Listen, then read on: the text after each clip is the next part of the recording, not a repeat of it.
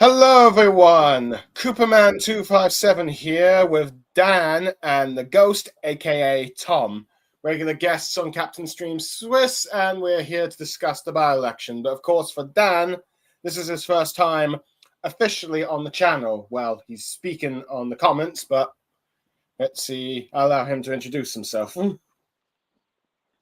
Hi, I'm Dan. I used to vote Tory. I don't anymore. So, yeah. Hello. And so, yeah, we've got one former Tory voter here and one former Labour voter here. Arguably a balance and all that stuff, if you will. Oh yeah, I suppose I give that introduction. Yeah, I'm someone who used to be a Labour member from 2015 until 2021. I left the party over the political direction that Keir Starmer took the party, and also because of his decision to, instead of take responsibility for the disastrous 2021 local elections results, he tried to scapegoat Andrew Rayner for it, and I was disgusted by this and left the party as a result. And ever since then, I've been a political independent, and I have not voted Labour at any election since the 2019 general election. Fair enough. So yeah, we've got our history of the guests here, but yeah. Now, for those who are living under a rock for the last few weeks, months, or even years, if you will, Starmer has been PM. He has basically been awful as Prime Minister, if you will. So bad that it's no matter what election Labour does, they end up being defeated in it. And recently, in this year's locals, not only did they lose 1,000 councillors across England, but they failed to once again take back Scotland from the SNP in the Scottish Parliament. But they've now also lost the Welsh Parliament to the Plaid Cymru, if you will. As a result, they've lost, the first time they've lost an election of any kind in Wales for the last over 100 years, if you will, their original heartland. So as a result, you had many people call for Keir Starmer to go, and replace him with none other than Andy Burnham, who did try to go in the Gorton and Dent by-election, but Labour under Starmer, with the NHC's followers, blocked him, if you will. As a result, angering many MPs, but this time, Andy Burnham got a chance to run in a by-election in Makefield, his home turf, if you will, because this time Starmer's Labour knows that they have no power to stop him. Otherwise, the MPs that support Burnham will be an ultimate revolt, if you will. And interesting enough, I believe when I started coming back onto this channel, if you will, the Andy Burnham stream, as you can see here, was oops, not this one here. The this the stream here was arguably the first one I came back after very long years of absence, if you will. So it's sort of come round circle, if you will, discussing this. But yeah. But anyway, the by-election happened last weekend. This Thursday, granted, I was only briefly on Swiss's channel because for those who might have watched that, I was sort of having some rather family matters up in Wales to deal with. So I hadn't had much time to talk, but now I'm here to talk it. And as we see from the results here, Andy Burnham managed to win the seat with an increasing majority. And as we can see from the poll results from this one here, he won it with 55% of the vote. Reform won it by 35%. Reform lost by 35%, with Restore Britain coming in third. And let's see the other minor parties, if you will, losing vote share, if you will. But yeah, basically, Andy Burnham has won this seat. Making a historic win for Labour at the very least since the general election, their first huge win. But also, let's see, having major ramifications for UK to go. But I suppose I'll let our guests Tom and Dan discuss more about this by-election and what its impact it would be, if you will.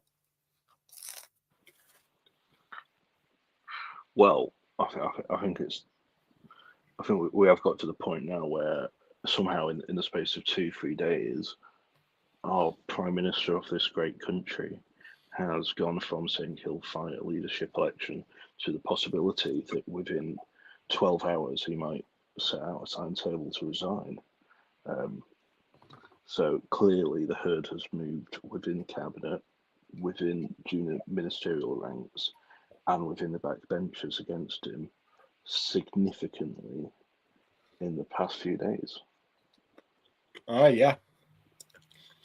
Yeah, so this is sorry, go on, Tom. I think the reason for that ultimately comes down to how emphatic the win was and how unexpected it was. I mean, most people predicted that it would be a very close race.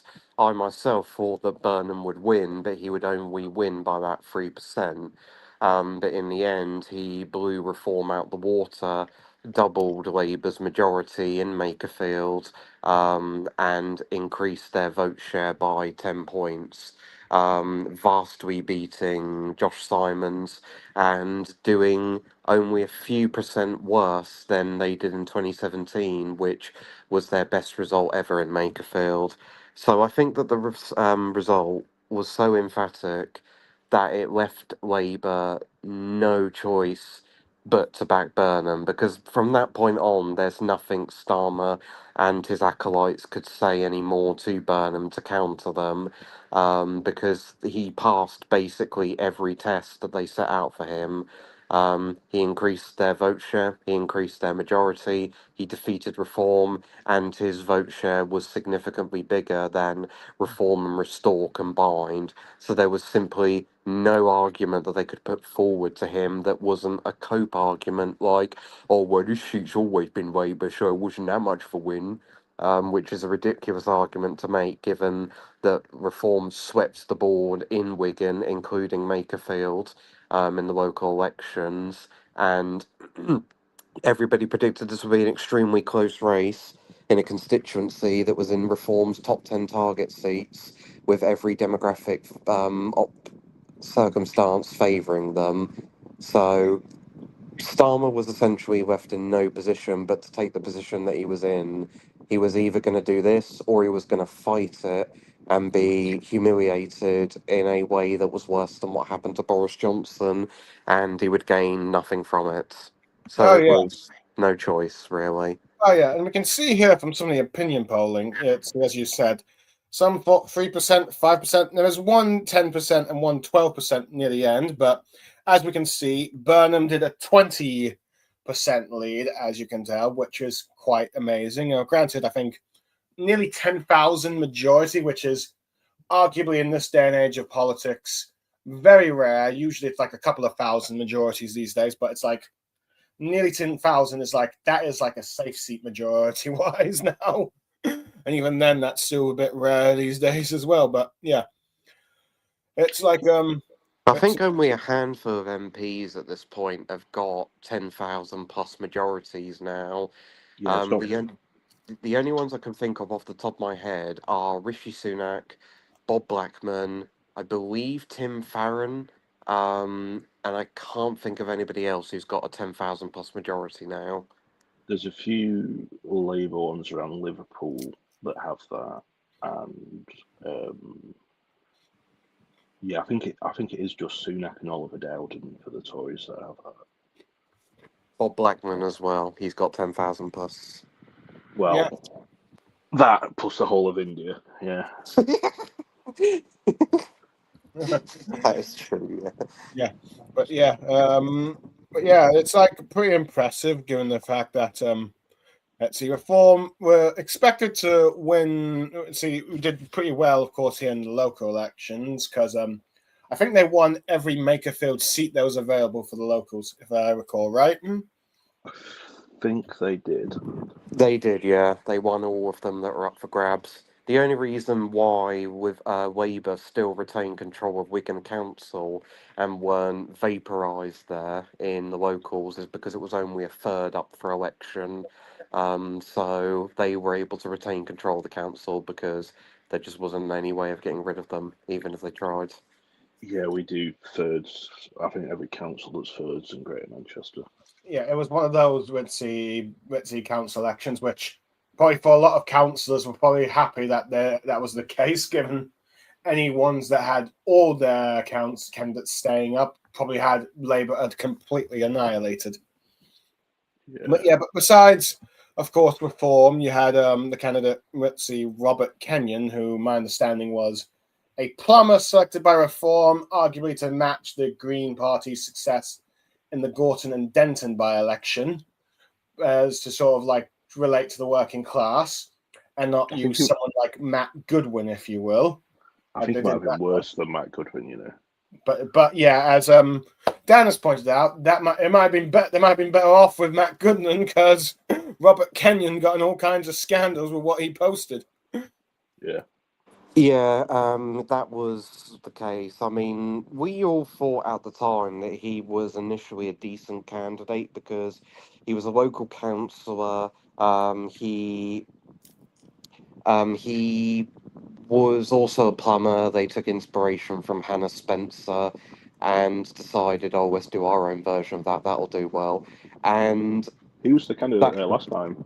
He was also the candidate last time, and he did quite well for himself. So they basically thought that, oh, this would be our best shot of going for it. But unfortunately for him, when you're a by-election candidate, and especially a high-profile by-election candidate, challenging an incumbent party, you get significantly more scrutiny upon you than you would in a general election. And it was basically revealed that Robert Kenyon had said all kinds of dodgy stuff. People know a lot about the Carol Vorderman stuff, but I don't even think that was the worst of what he said. He made comments in which, on a rugby forum, he described himself as a sexist. He basically said that British women had their bellies out and were odd shaped, and that Eastern European women were much better looking than British women were, and made some quite incel tier comments like that, and also said that abortion was inherently immoral and evil, and the only reason why it was done is because it allowed women to quote unquote shag about. So but that wasn't even the other more ridiculous comments he made. He also got revealed that he made a bunch of comments about Russia that were basically full blown Z Patriot tier comments. Like he said that Russia had the right to annex Crimea and compared it to the Falklands War. And said, "Oh, because we fought Falklands War and that was justified, it's basically the same thing." Um, it was just ridiculous. Like it was yet another example of reform just not doing the bare minimum when it comes to vetting, and doing the most superficial, bare bones, basic vetting imaginable. And it's just incredible how even after all these years they still cannot do the most basic of vetting. Oh yeah, you've literally put a candidate that literally alienated half of, let's see, the demographic, if you will, since half the country is female. And so you've annihilated that one, and not to mention the whole Russia-Ukraine stuff. Given how most people in the UK support Ukraine and are against Russia, that's also a turn off. So it's like, yeah, Reform really did pick the wrong candidate. Sorry, Dan, you're about to say something? Their party foreign policy platform isn't very coherent because last general election, my Reform candidate said we weren't justified in retaking the Falklands, and now we've got someone saying we were. And it's just like, I mean, who did they get to vet these people? It's astonishing. And the thing is, as well, I don't think, right, realistically, the people that put themselves forward for this I don't think they are going to find many people that are very incredibly squeaky clean anyway that are willing to stand for them.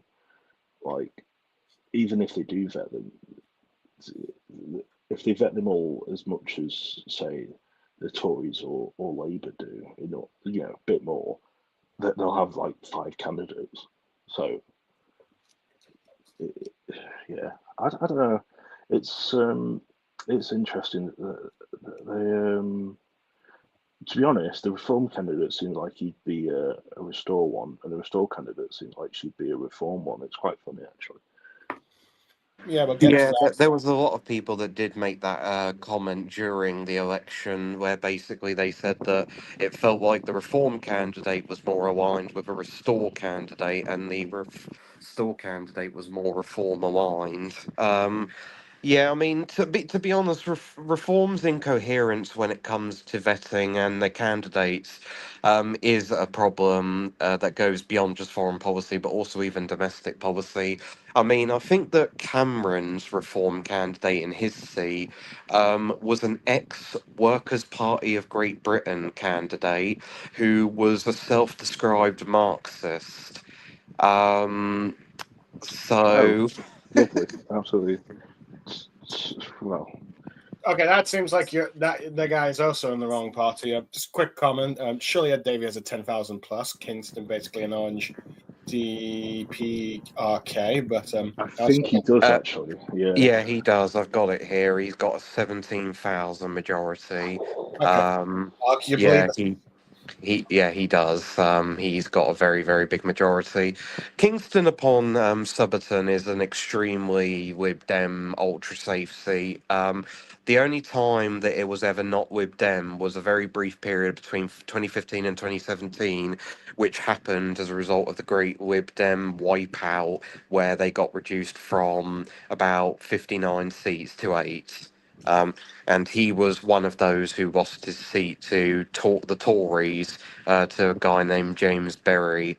was Um, he the leader of the Lib Dems until the snap election, though, from 2015 to 2017? no, that was Tim Farron. Oh, okay. Um, So, Ed Davey. he Oh, yeah, Ed Davey. My bad. I got mixed up with. he's been he's been leader of the Lib Dems since 2020, if I believe. Oh, yeah. No, Um, oh, yeah. My bad. I actually sorry. I got mixed up with Tim Farron.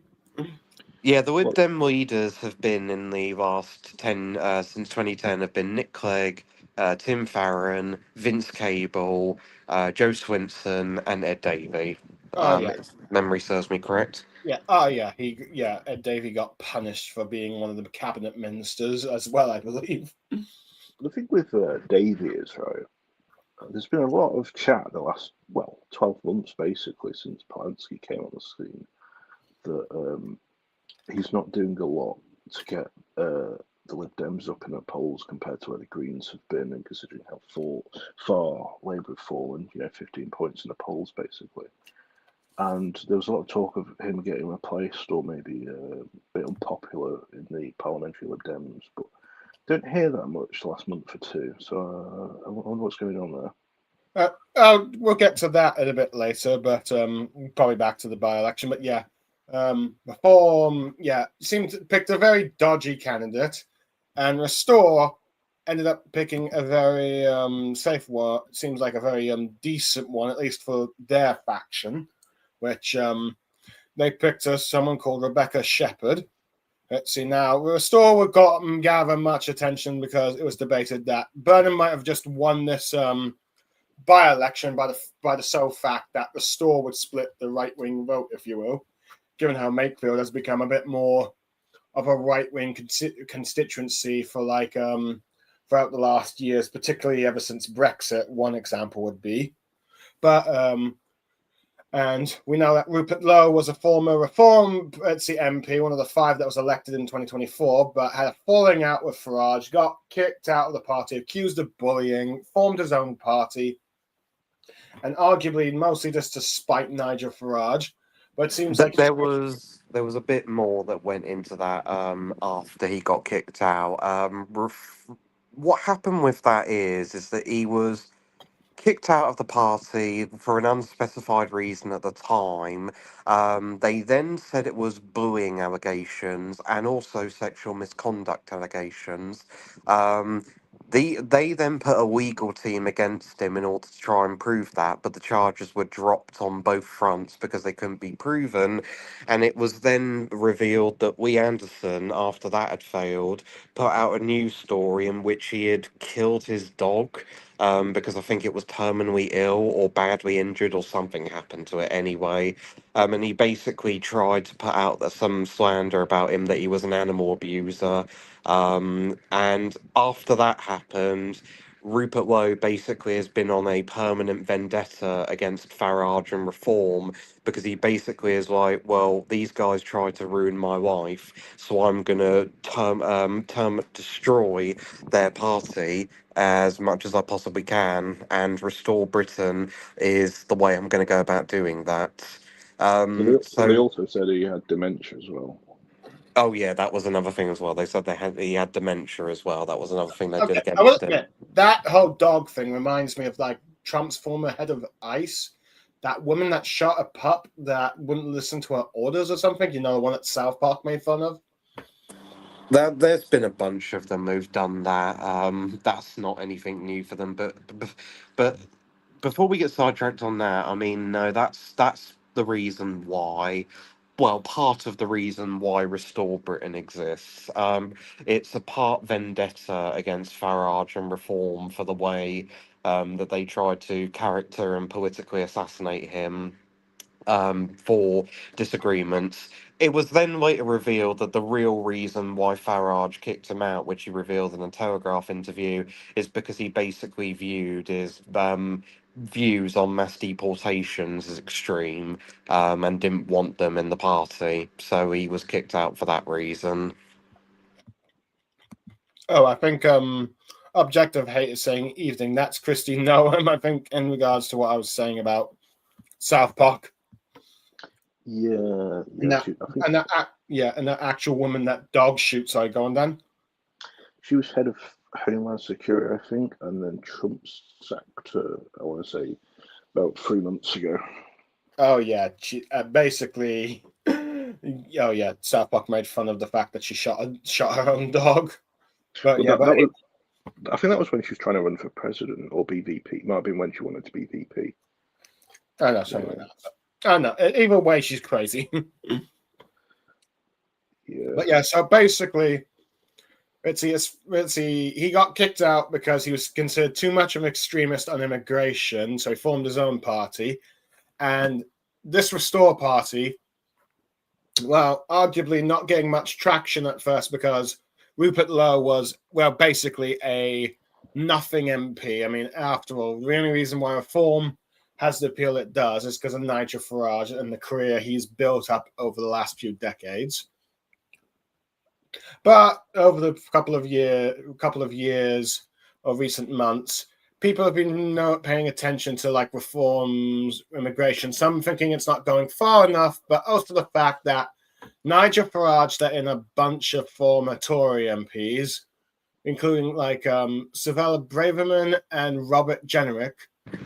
Nadeem Zahawi is another one as well, and he's mentioned in particular because he being included within the reform ranks caused a lot of discontent within those ranks, and did play a role in why they've been losing quite a lot of momentum this year. He was the Because straw that broke the camel's back for a lot of people, basically. yeah, it's mainly because he's just seen as quite a sleazy individual, due to what happened with his own tax return dispute when he was in the Tories, and people just didn't really see what exactly he added to reform. Like, people made good arguments for why somebody like Danny Kruger being included in reform made sense, but someone like Zahawi just didn't seem to add anything, and it seemed to most people at that point that reform was really trying to basically become a rebrand of the Tory party rather than something different. Yeah, they took the worst some of the worst government ministers from the last government, and I really don't get why they did that. I don't get the Nadine Dorries one. I kind of get, but the Andrew Jenkins, I don't get. I don't get Nadine Zahawi. I don't get Rosendale. Robert Jenrick and Kruger, I get. Braverman, to be honest, I don't get the obsession with her. She's so faking everything. It's unbelievable. Yeah, arguably, it's some would argue he's trying to get like people with experience in government, but unfortunately, it's the wrong people in government. Very bad experience, as Trump said of Hillary. Oh yeah. Well, the thing that's apparently, according to Object of Hate here, the reason why he was hired, Zahawi that is, was because of his money raising abilities. That was apparently the reason why he was added. Yeah, he's well connected. Yeah. Oh, yeah. He also made a comment about how Trump fired her for giving her lover's friend contracts and also cheating, as she claimed in an autobiography. Shooting him, a saving 1-year-old dog showed leadership grit. Let's see. So yeah, that was insane. But yeah. So that was arguably raising. So yeah, let's see. Which is arguably this comment here. Might also get to another scandal that Farage has been going through. Is this money tax paying from some like private billionaire, 5 billion, I think, was it? Or 5 No, million? not billion. He received £5 million donation from some crypto bro in Thailand, for reasons that he has not ever really stated. And basically, a lot of people consider it to be really dodgy because why is some crypto bro from Thailand giving Reform and Farage specifically all this money? I think it was the largest ever single political donation for any political party or political individual, which is I why think it it's was the biggest for an individual. which is why it's raised so many eyebrows, and it's being subject to a parliamentary investigation at the moment, pending outcome. So yeah, so we've basically got some people who do not feel the immigration is going too far, which arguably, from what Restore is doing, it sounds like it would go too far. That would go too far and a bit extreme. Bringing in old Tories, showing nothing has changed, and also some money dodging scandals, which people are sick and tired of politicians doing so. So all that has led Restore to get some traction. Of course, Restore's also got the backing of Elon Musk on Twitter because he had a spat with Nigel Farage a few years back, and as a result, he's trying to support anyone on the right that isn't Nigel Farage, if you will, and try and get them to replace Reform. And then Restore is doing that. And many people now, arguably, Restore, as we can see from the by-election results here, got 6.8 6.8 of the vote share with 3,111. Now, arguably not enough to stop Andy Burnham's win, but it seems to be at least enough to give it to give Andy Burnham a very comfortable large size majority, if you will. But people are saying that sort of Restore underperformed, and I guess that's true. And they're saying they got less of the raw vote than the BNP did in that seat in 2010, and obviously that's true and everything. But I would just say is the first by-election they've stood in, they're still not very well known, and to get 3,100 votes when the party's only 4 or 5 months old is quite good, I guess. I would say they generally met expectations. Like most polls showed them getting about 8 or 7%, and they basically got that. So I would say that they just met expectations. I also think as well, if Burnham wasn't the candidate, yes, Reform would have won the seat, but I don't think they'd have got squeezed as much as well. I mean, I think, to be honest, If Burnham hadn't been the candidate for Makerfield, I genuinely wouldn't have been surprised if Restore came second, because I think that Labour would have lost so many votes that they would have ended up crashing and burning in that seat and probably ended up coming second with Restore in, not second, third, with Restore coming second.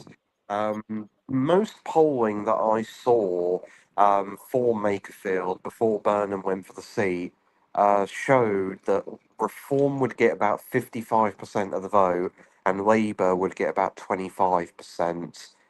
So I think it's very possible that that could have happened just because of how deeply unpopular Labour would have been in that seat without Burnham. There is a real, taking it back to Burnham now, there is a real risk that if he gets unpopular, that, oh my God, Labour might be totally done for. Like, imagine, there's no way if Burnham's net popularity dips to, let's say, -30, and Starmer's like -45, -50 most of the time. If Burnham even gets to -30, like, there's so many seats that Labour are going to lose to Reform. Oh, I think that, to be honest with you, the party will be vaporized if Burnham fails. Like, Burnham at this point is basically Labour's last chance. It's Like, kind of, there's it is kind of like how Boris took over the Tories in 2019, isn't it? It is a bit like that.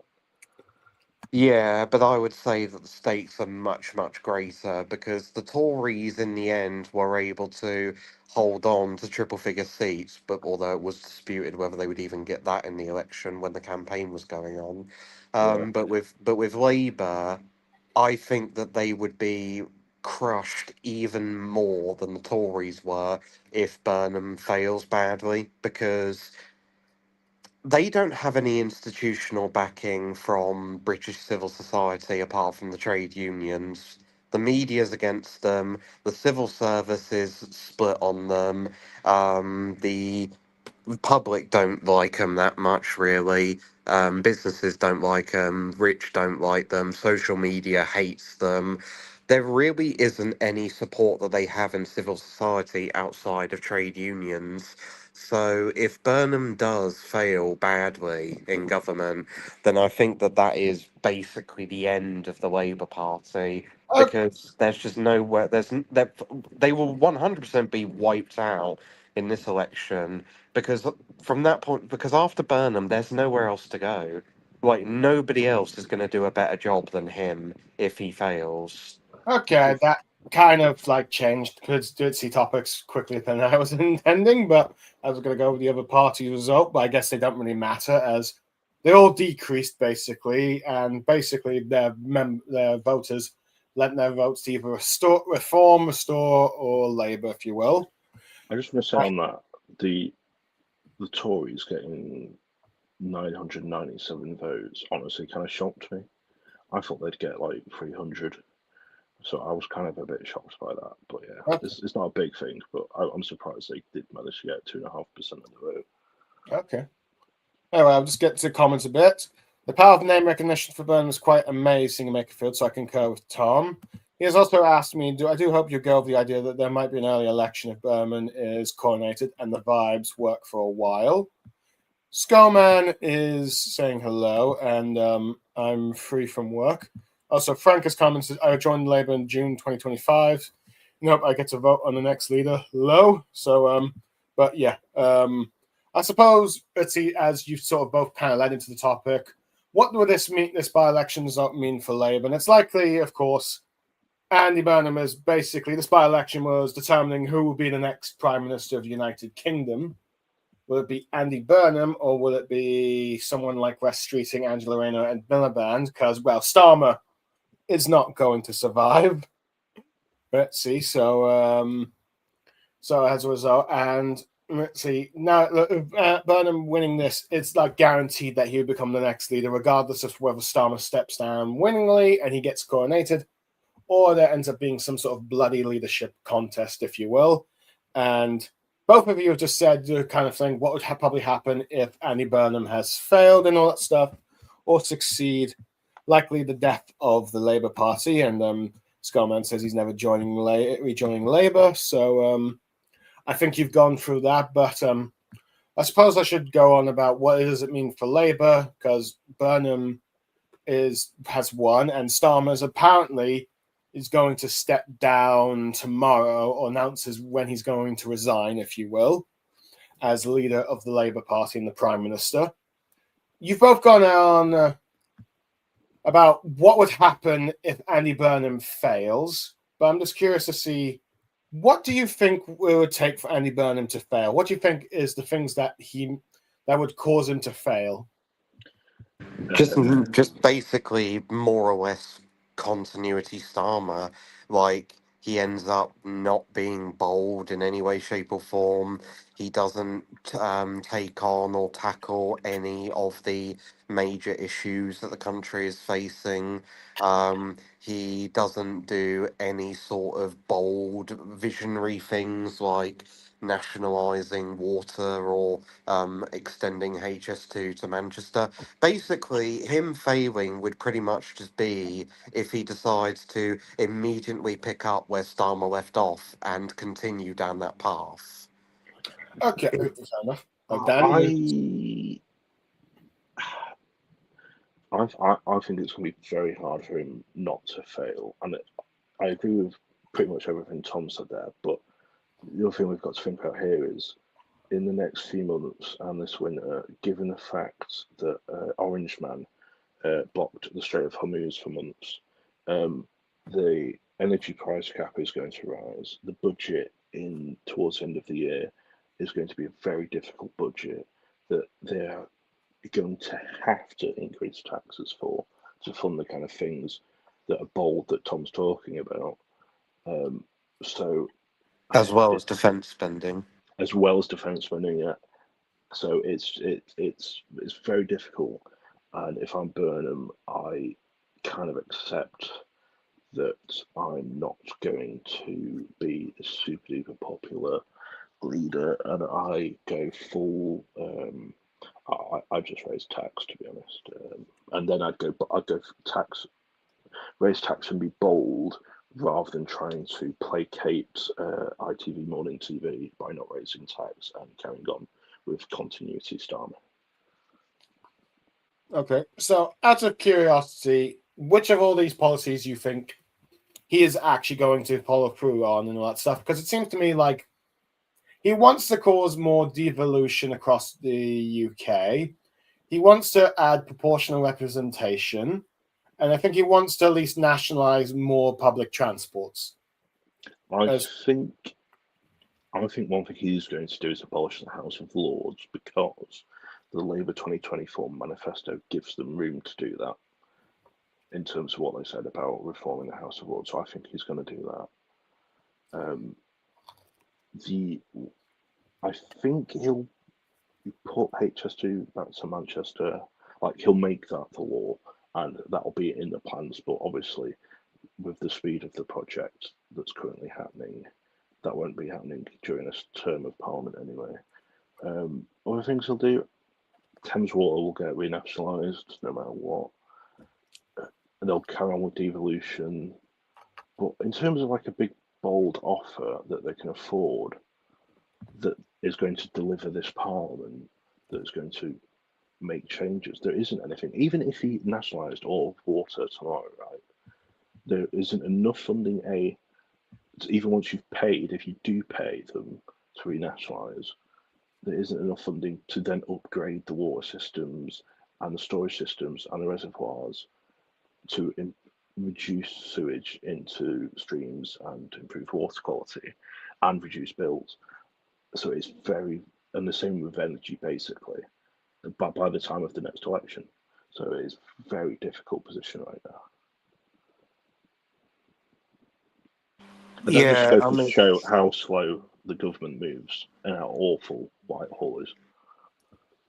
Yeah, I mean, the only things I can think that he can offer, because I can't think of any kind of bold economic offering that he could do within the Parliament, is basically, I think that he'll either promise PR or he'll rejoin the EU. I said in the chat this morning that I think that Burnham's offer to the electorate, if he's still Prime Minister by the time of the next election, um, will probably be rejoin the EU. I think that will be his offer in the manifesto. He will basically begin the process of rejoining the EU and make that the focus of the next parliament. Um, that's the gamble I think he'll go for. That plus PR, and use that as a way to rally progressives and Remainers behind him in order to try and keep a majority or at least a pro EU coalition that he can then govern with and have that be the primary focus. I Okay. think that would work. And as tragic as that is for a lot of things in terms of, in terms of better things that could be delivered in terms of rail infrastructure, social housing, and things like that.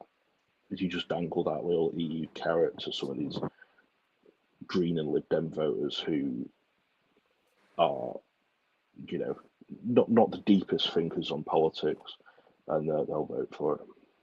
So I'm a bit curious because, as we know, many of the seats that Labour have in their heartlands, which are in up the web wall, if you will, I think, including his, let's see, seat, they generally voted to leave because they thought it would reduce immigration. If he does this thing, wouldn't this cause a lot of, let's see, I guess you could say, material for reform, saying, oh, he's going on back his promise, he's not on the working class, he wants us to join the corrupt EU and all that stuff again. Yes.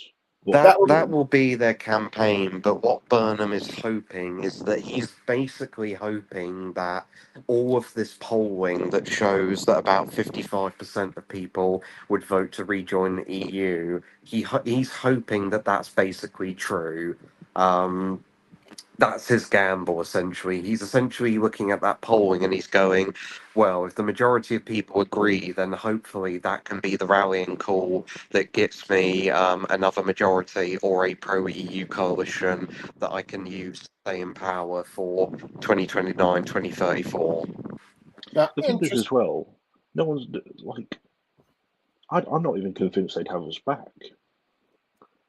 I think the French would 1000% veto us rejoining,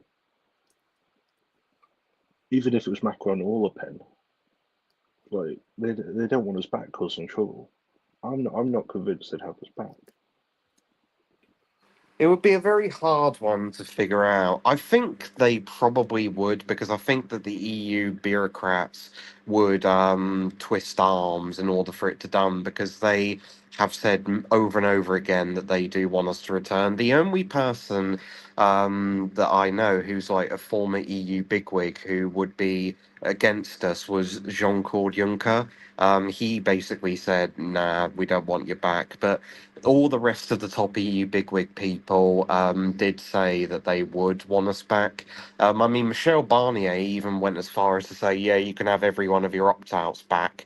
The only thing that he said that would be not returned would be the EU rebate deal that Margaret Thatcher got back in the day. That's the only thing he said that wouldn't return, but everything else would return.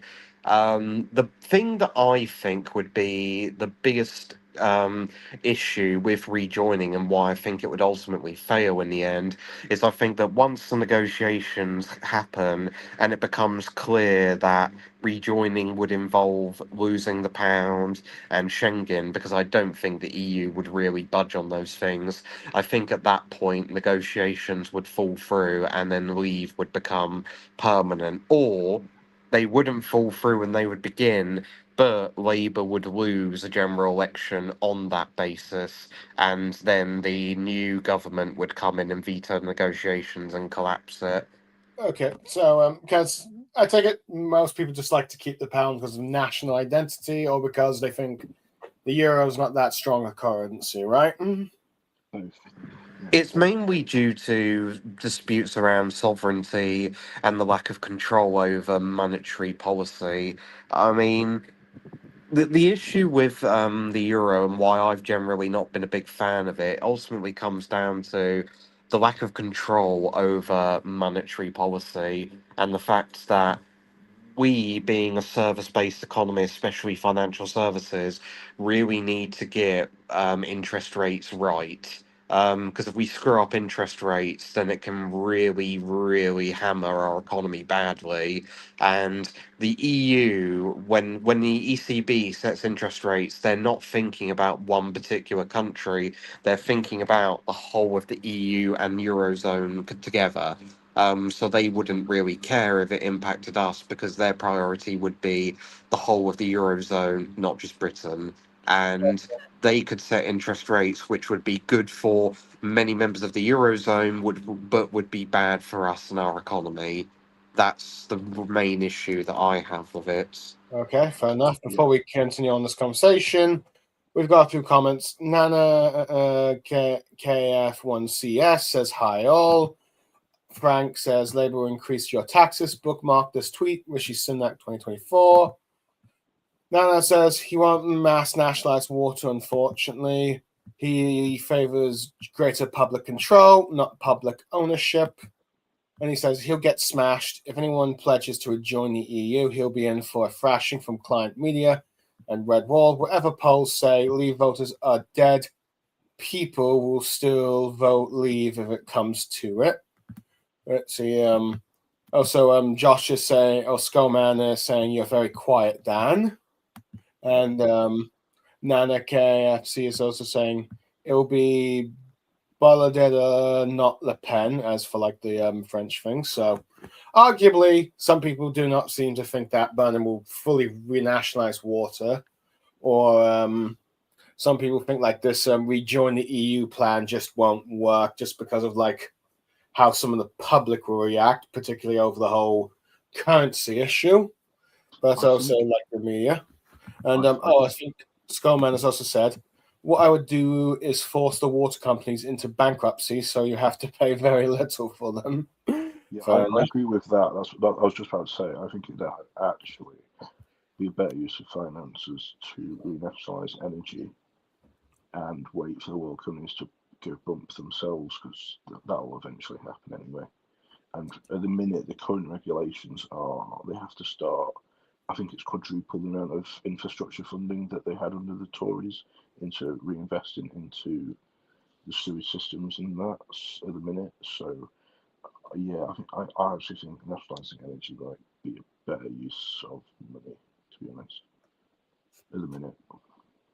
Okay, so yeah. So arguably we talked about a lot of the stuff that could arguably go wrong for Burnham, but hypothetically, if enough goes right for him, I'm not saying that everything is going to go right for him. I mean, it's gone right for him so far this by-election, and arguably Starmer apparently going to resign and announce his resignation tomorrow.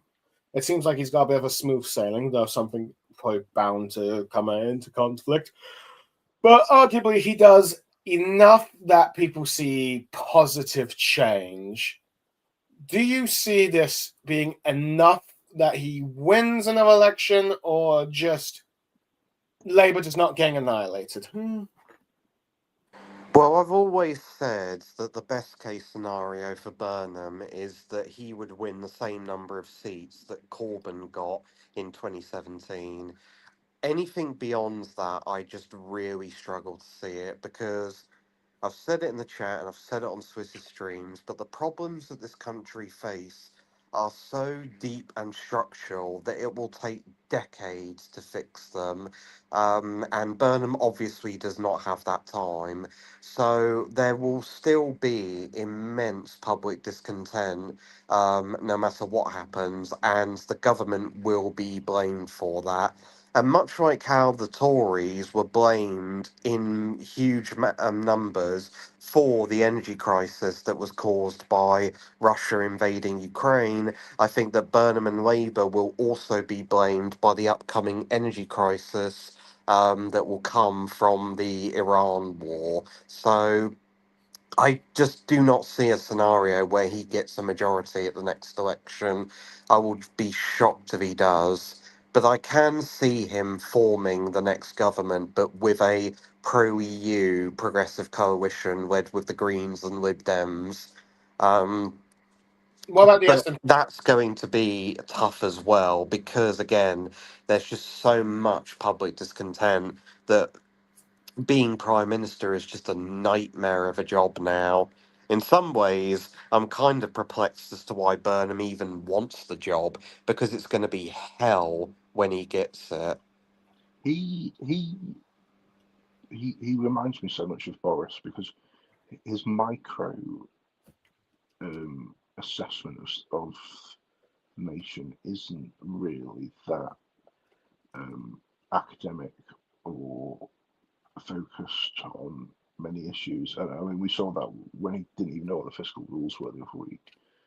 And like Boris, he's very big picture. He's a very big picture politician, and he's been very vibes based. And that's my experience of him as my mayor as well. He's very positive and upbeat kind of politician who struggles with the bad news kind of thing. And I think I disagree with Tom a bit because I think he could win a majority. I think there is a path to that, and not a big one, but I think it's possible. However, that would have been a lot easier if we'd have actually been closer to the next election. I think because he could have done a Mark Carney and sort of come in the last 12 months and just won a vibes-based election. Now he's actually going to have 2 to 3 years to govern, and he's going to get a lot of the blame. You can't blame it all on Starmer, the Tories, and the energy. I think energy prices is going to be the big thing, and so fundamentally, who he appoints as chancellor, and basically, to be honest, where he puts Ed Miliband in the cabinet is going to determine how well Burnham does at the next election on energy prices, because but there's been all this stuff about Burnham wanting to drill the North Sea more and use that tax revenue and get oil prices down. The Miliband's incredibly opposed to it. So yeah, where he puts Miliband in cabinet will determine how this all goes, I think. Okay, before we get to like some of that, I'm just going to put some comments on Skullman. I agree, energy is more important, but we should nationalize everything. And says, I think it's best that we could end up with the largest party with a similar number of seats to Corbyn 2017. Let's see, Jinx Tom, I think he regards this thing. He also thinks that we'll probably need the SNP implied support too. Let's see, big picture is good, and we should all come together and quarantine the USA, the US, arguably to response to some of that. I suppose, at the very least, for Burnham to have a stable coalition, I guess, if he's going to have a minority government next time, he ideally would probably just have the Lib Dems by themselves, but which arguably, if they get the right number of seats, arguably could be enough to try and campaign for a rejoin, whether or not that succeeds or fails, due to the whole euro-pound question mostly. But also, at the very least, I do see a sort of that coalition bringing forth proportional representation. My guess would be single transferable vote, because that is arguably the most popular. But yeah. Oh, and we've got one more comment saying, you can just tell that the NA, by the way, John, YouTube added their KF1. Okay. Yeah, I'll just call you NA. But yeah, but I suppose this is, but I suppose Dan mentioned Ed Miliband. Let's see, I suppose what many people are thinking, whether or not Andy Burnham's going to have a good or decent time will depend on his cabinet picks, which, let's see, there's been a lot of speculation who's going to be Chancellor. Ed Miliband was apparently regarded as one, but that doesn't seem likely now. At the very least, we know that he's not having Rachel Reeves return as Chancellor. That is arguably the first step of sigh of relief at the very least. And yeah. I'm going to say something completely mental here. If I was Burnham, I'd keep her. But I'd basically keep her in a different capacity and tell her to raise taxes.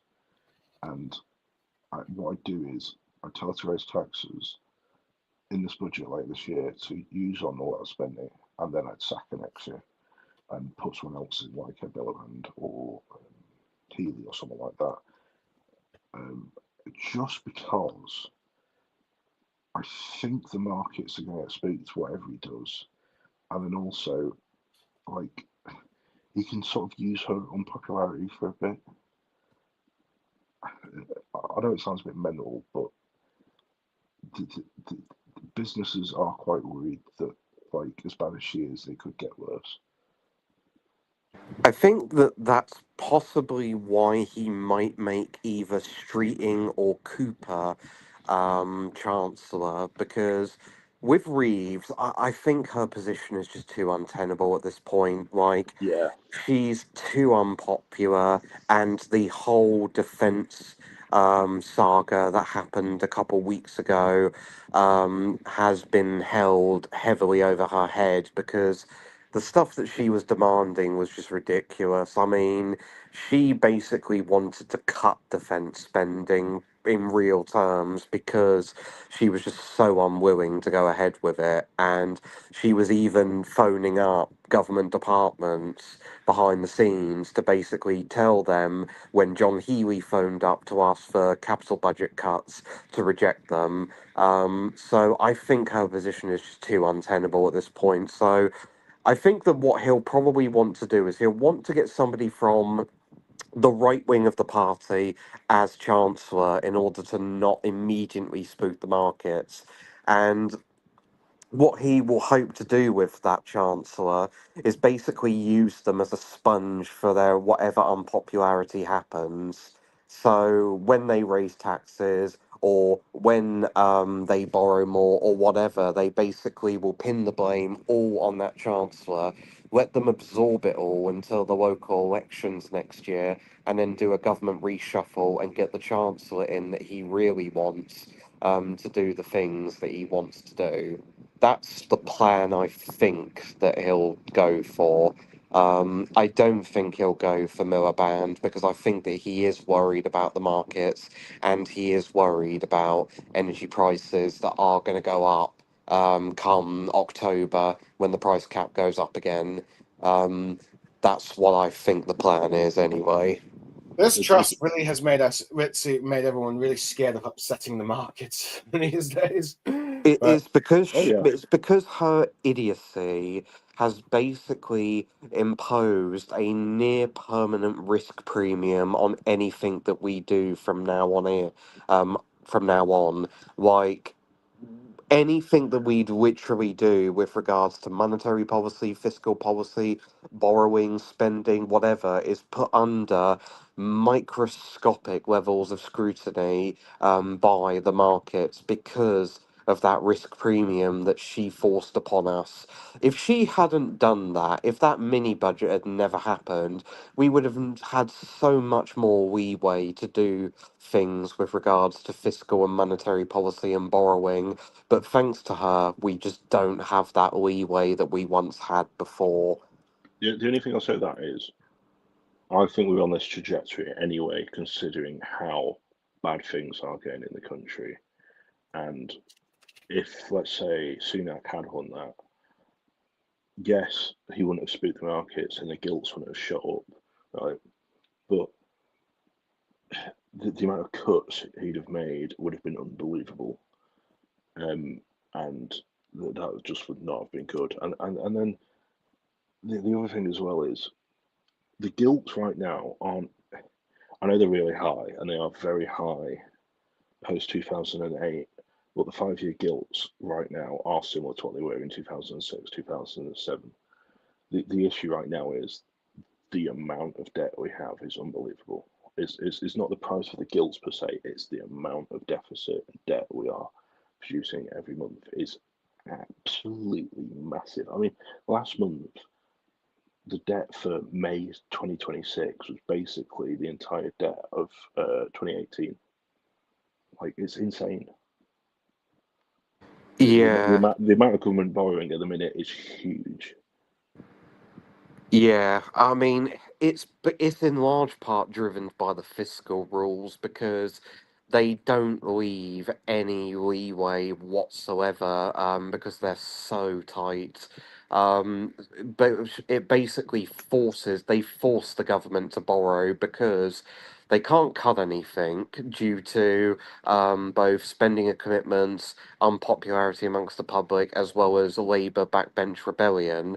So they're forced in a situation where they just have to borrow lots of money because of that and the fiscal rules. So it just keeps going up and up and up with each time, each passing quarter. It's very bad, to be honest. There's a new article in the Telegraph that's just come out in the last hour saying that Burnham wants 3 months to prepare for number 10. So that basically sounds like he wants to go in some point in September rather than in a Sounds like couple the of Labour weeks. conference will be when he becomes PM.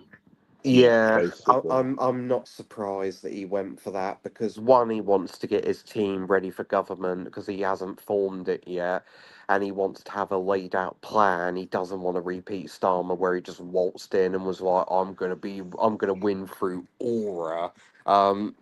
He wants to have an actual plan this time. And also, I think that he wants to, and I think this is the main reason for it, he wants to avoid a Southport moment. Because when that happened, that was basically the beginning of the end of Starmer's premiership. Because from that point forward, his popularity never recovered. Like, if you look at the approval ratings of Starmer and you look at pre and post Southport, it's a night and day difference. He just never recovered from it. And Well, Burnham doesn't want to be something horrific like that to happen, and his premiership to just be permanently associated with that. Starmer basically had in the space of a month Southport, then the Lord Alley donation scandal, and then cutting winter fuel. So it is, yeah. I mean, looking back, it is shocking how bad Starmer was. At the very least, I don't think he's going to appoint anyone on Peter Mandelson level of scandal. Oh yeah, I mean, this is the thing that's remarkable about it. Like, we'll probably do this if Swiss does a stream tomorrow, which I think will be likely if Starmer announces he resigns. But we really should go through a chronology of Starmer's premiership because I was going through it today, reading the Wikipedia article as well as BBC articles that I found. And honestly, I am shocked at how bad it actually has been. There's things that happened that I've forgotten about that did occur. Like, one thing that's forgotten about by a lot of people is the whole, the freebie scandal. I mean, that's forgotten about now, but it went a lot more deeper than that. The guy got £100,000 worth of freebies from Lord Alley, and it was and no other MP came close to getting that many donations. Like, the only other person who got anywhere near that much was 50,000, and the stuff that he got was just shocking because it was literally just all leisure stuff. Like, none of it was related to parliamentary work at all. It was things like tickets for football, tickets for music concert, glasses, clothes.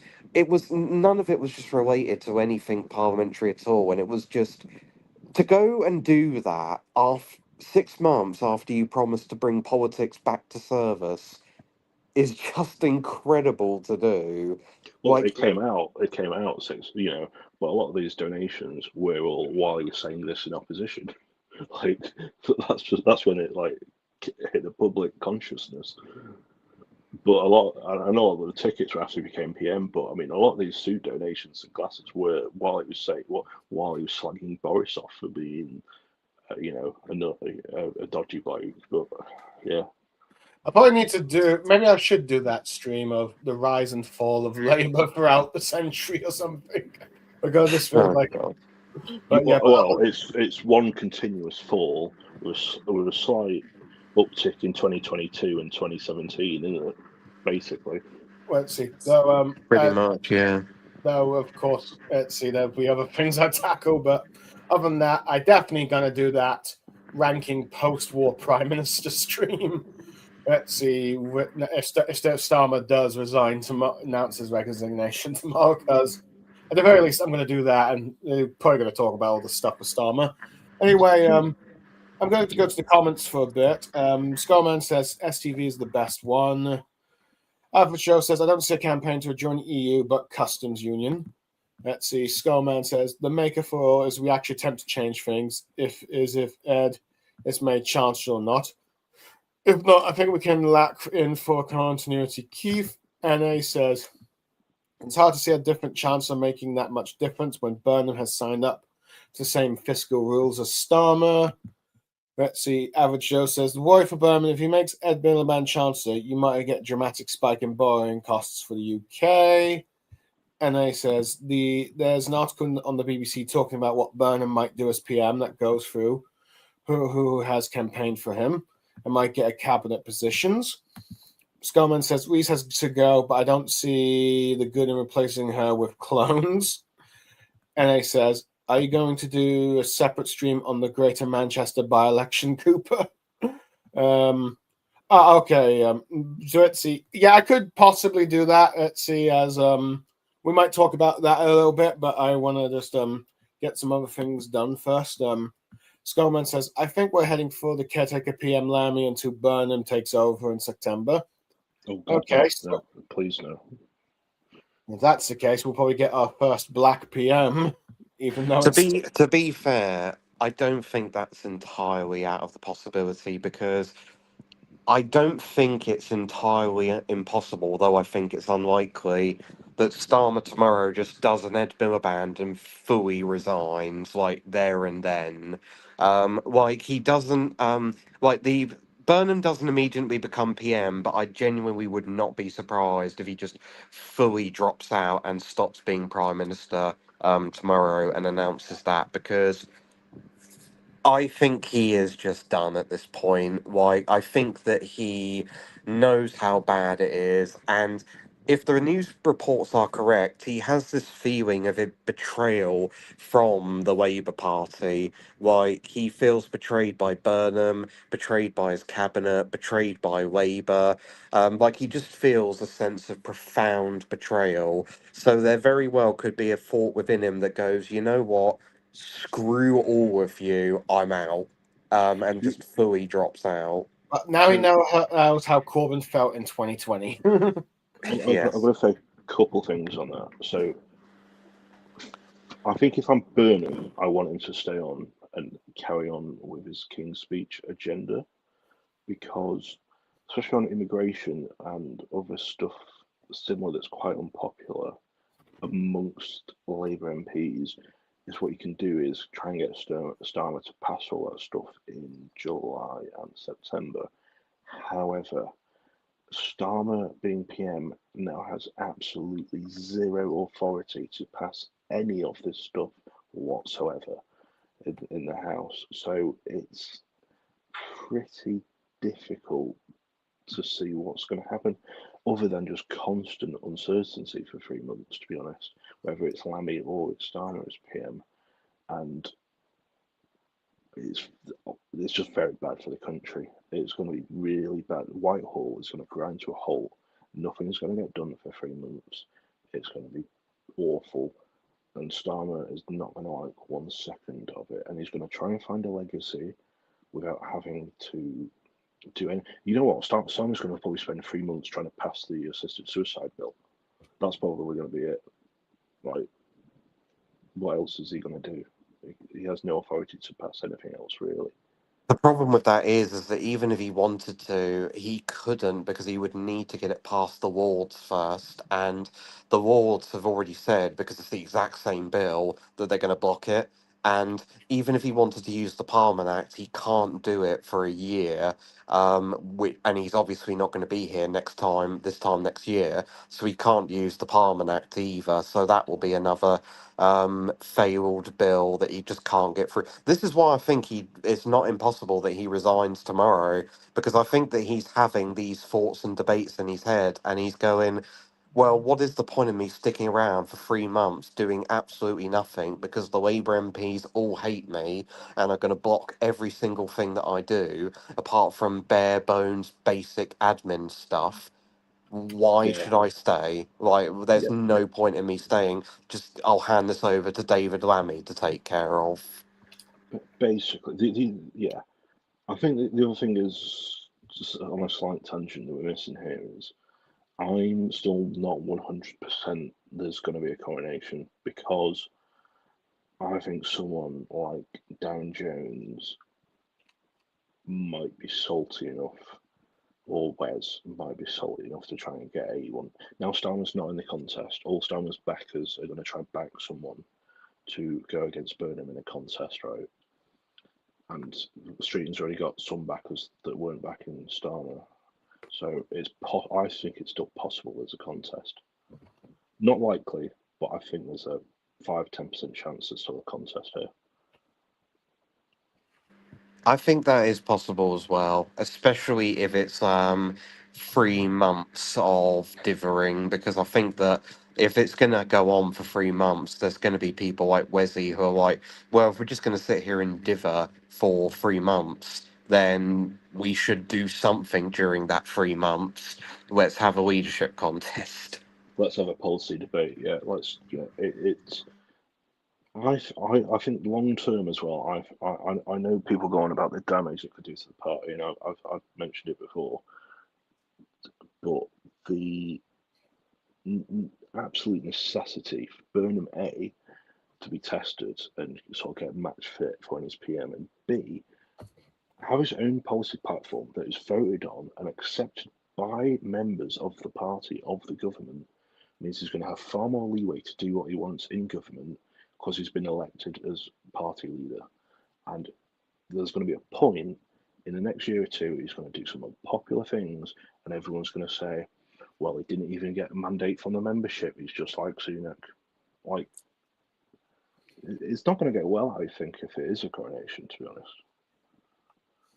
Yeah, this is the thing that also is a lot of underrated as well, is that I think that it may change if it's a leadership contest, but even then, I'm not too sure. But one thing I am certain of is that if it is a coronation, then I think that the Labour Party is just going to be permanently divided and split here from now until the next election. Because even though it's not that many people and it's not a majority now, there is still a core coalition of Starmerite MPs who are resolutely loyal to the man and want him to stay, even if it burns the party to the ground. And those people basically view Burnham as the ultimate traitor, the ultimate Judas, and are going to try and screw him over in every way possible, if for no other reason other than payback for what happened with Starmer. Um, and I think that strength of feeling will definitely increase. If it's a coronation. Like, I could see a situation where Burnham gets coronated, and then we have a major crisis that happens in the country, and those Starmerite MPs go, he didn't get a mandate, unlike Starmer, and he screwed up, he's going to pay for this, and basically try and screw him out of the job and just undermine him, brief against him, and just cause agitation on the backbenches. Since And Oh, I think people should fully be aware there's a very significant possibility Burnham doesn't last 12 months. yeah, Like, I've said before, I genuinely don't think that it's impossible that this government pans out the same way that the Tories did from 2019 to 2024. I don't think it's impossible that happens, where basically Burnham gets in and it's so much harder than he thought, and he just crashes and burns and flames out, and the Starmerite MPs call for him to go, and the pressure just becomes too much, and he goes. some of these Starmer MPs do feel like they need to be purged at some point, but yeah. But that's the thing I'm wondering at that point is, if say that scenario does happen, where the hell does the country go from that point forward? Because at that point, I think you will genuinely have discussions that Britain is just a permanently ungovernable place. well, at Like, that point, I'd be very worried that Kemi Basingstoke is going to get incredibly popular. Actually, Well, I will. We'll get to I, that in a bit. okay, yeah, we'll get to that in a minute, I guess. Yeah. I really want to continue the comments. So government says Keith government is Murphy's Law personified. And he says you need glasses to important parliamentary work. Joke. Keith Scarman says Keith has been marred by dodgy donations and dirty money from the beginning. Remember the leadership to the election, Tom. Frank says alarm set for 8 o'clock. Wait. Scarman says Attlee number 1, McMillan number 2, Wilson number 3 in terms of like best PMs. Starmer betrayed so many others, and he says before others betrayed him. Voters most notably, and he says, and the Labour Party members, so that is another list of betrayal. Skolman's asking NA to he says the effort to go with taste of his own medicine, and now he's throwing a fit low in regards to Starmer. And he says the UK should have an on-camera. It works well in plenty of other Western European democracies. Skolman says coronation or not, Bowman walks a leadership election. He does a correction saying unceremonial system. And then I think there's another comment. Oops, I need to go down a bit. Scroll down. Let's see. And he says I want PR first though. Skolman says and they should boot them all. And Captain Swiss says evening guys, just sharing the stream to the subscribers. Thank you, Swiss. And Skolman's saying hello to Swiss, and he's just saying, hey guys, this is the first time Swiss has joined my stream in the comments. I got this while I watched the football, fair enough. I've got the football on too. Okay, that is fair. Is England on right now? Is it someone other team? It's Belgium against Iran. Oh, yeah. Let's see. So I suppose we've been going on what Labour will do, what Starmer will do, but I suppose we should probably be asking, now that Andy Burnham's been elected and likely to become MP, what is going to be the response from the other parties? I suppose the first one we should do is reform. What do we think reform's going to do now that Andy Burnham's won? They lost their election with the MP, and Restore has apparently damaged them at least. And also the Tories won a by-election, but we'll get onto that in a bit. Hold on, one last comment. It's pronounced unicamerala. Okay. Let's see. So, what do you think? Let's see. Oops, we're saying cope. Let's see. That's probably a response to what reform's going to do. So, what do you guys think they're going to do? I think they are going to go and sit in a pub and cry in a pint because, as much as we have spoken about, Burnham could crash and burn, Liz Truss style or similar. They are in a big pickle at the moment, and I don't even think it's to do with Farage. And I know the £5 million scandal is a big thing, and it has cut through. But I think, as we said before, it's the fact they let in the Tories and Rupert Lowe's a thing, and Kemi Badenoch is performing much better at PMQs, and the Kemi bounce in personal popularity might not be hitting the polls that much, right? But it's undeniable she has the leadership approval of her is much higher than anyone else bar Burnham, basically, right? And so Farage and the Reform is having this tsunami of events all sort of coalescing to cap Reform support and squish it. And to be honest, they are looking incredibly amateur and incompetent at the moment. And there's what are they going to do? What can they possibly attack Burnham on? Like he's not PM yet. He hasn't even. He's got no policies. What are they going to attack Burnham on? Immigration. Burnham was talking about HMOs in Makefield the other day, and like HMO Britain in his own constituency.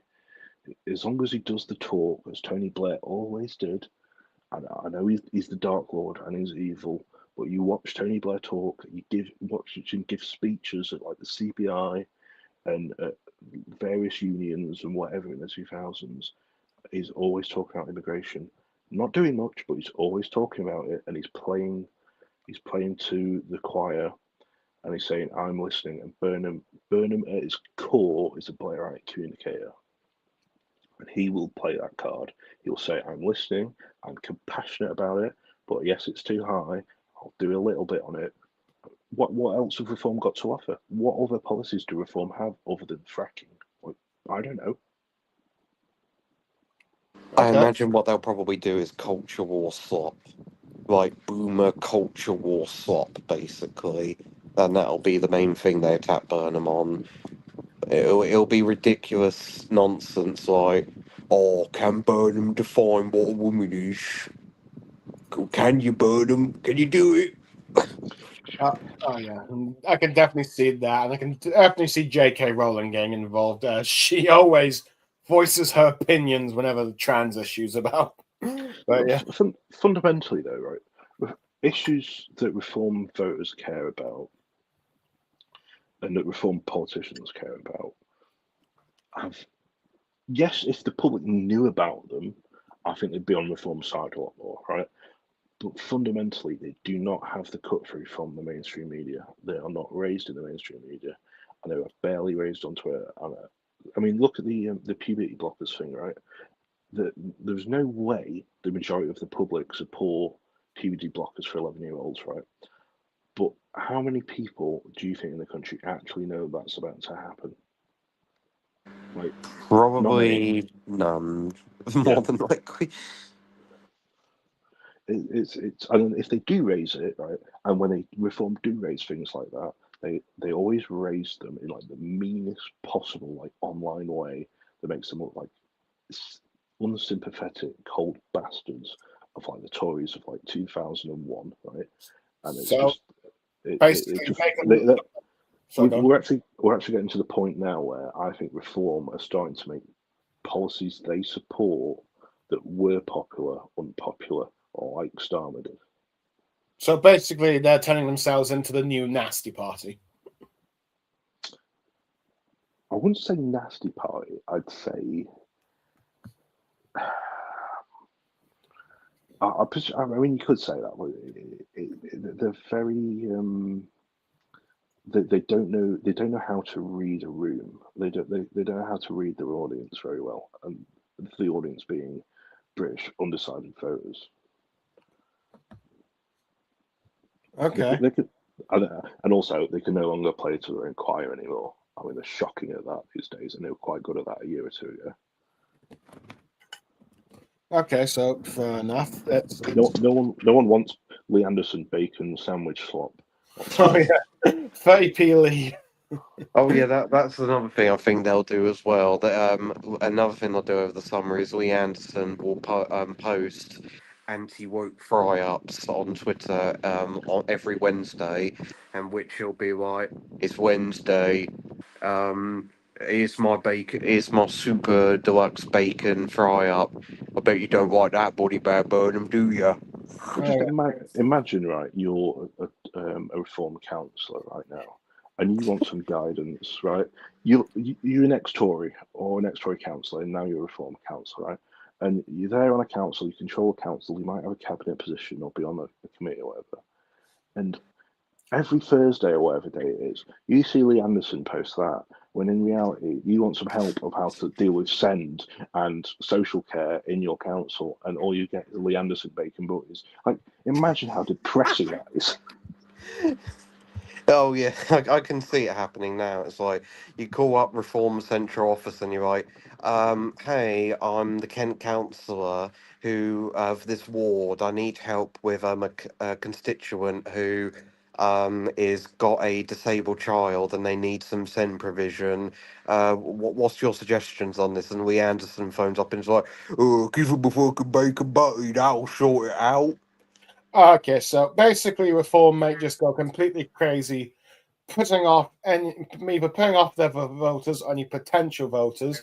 Arguably, arguably, if they do this enough, this might kill their chances of winning the next regardless of how good Andy Burnham is. And they probably do I think what you described as the Corbyn effect, Tom, of 2017. Well, they might appeal to certain parts of the electorate, but they also disappeal to enough members of the electorate that they would vote whoever to keep them out. Is that what you just? Is that correct? Yeah, basically, where they invite a lot of people to vote for them, but they repulse the majority of others against them and get enough people out to vote against them. And I think it's undeniable that this is happening now because every single by-election that we have had in this country since Labour came in, Reform have only won one by-election, and that was Runcorn, which they won with 6 votes. Every other by-election they've lost. They lost Gorton and Denton, Aberdeen South, Aberferry, or however you say it, Makefield, I do and the Gorton and Denton one. I never thought they could win that, to be honest. The demographics and previous vote wasn't there. The Makerfield one, I know they lost to Burnham, and it's Burnham, right? But to lose by 20 points, that's just embarrassing. They should have, and I know we still got 6.5% or whatever, but they should have done at least 5-10% better. It's poor. That Makefield result is poor. yeah, I mean, even Farage admitted it was poor. Like, he said he wanted to get 18,000 votes, and they only got 16,000 in the end. They really badly underperformed. They more or less stayed the same compared to where they were at the last election, which is really particularly not good. Oh, Caerphilly, that was another one that I was thinking of. Yeah, that was another Yes, yeah. seat that they were supposed to win easily, and then they got stomped by Plaid. They should have won That's that. yeah, that's a seat that they should have won very easily, and in the end, Plaid won it. And I think that was the first time which we saw the Corbyn effect happen with Reform, where that was a seat they should have won easily, and then they just got totally destroyed by Plaid. The thing is, I think fundamentally, we still live in actually when economically quite a left-wing country, and especially after 14 years of the Tories, I don't think many people are yet prepared to go, let's have a bit of them cut, shall we? So, when Farage comes on talking about cutting welfare, and I know Badenoch does it too, but when Farage does it, it does seem just meaner than when Badenoch says it, and I don't know why. But it just comes across that way to me. Yeah, I do see that. That does make sense as to why, because it does come across as a bit more meaner than Badenoch does.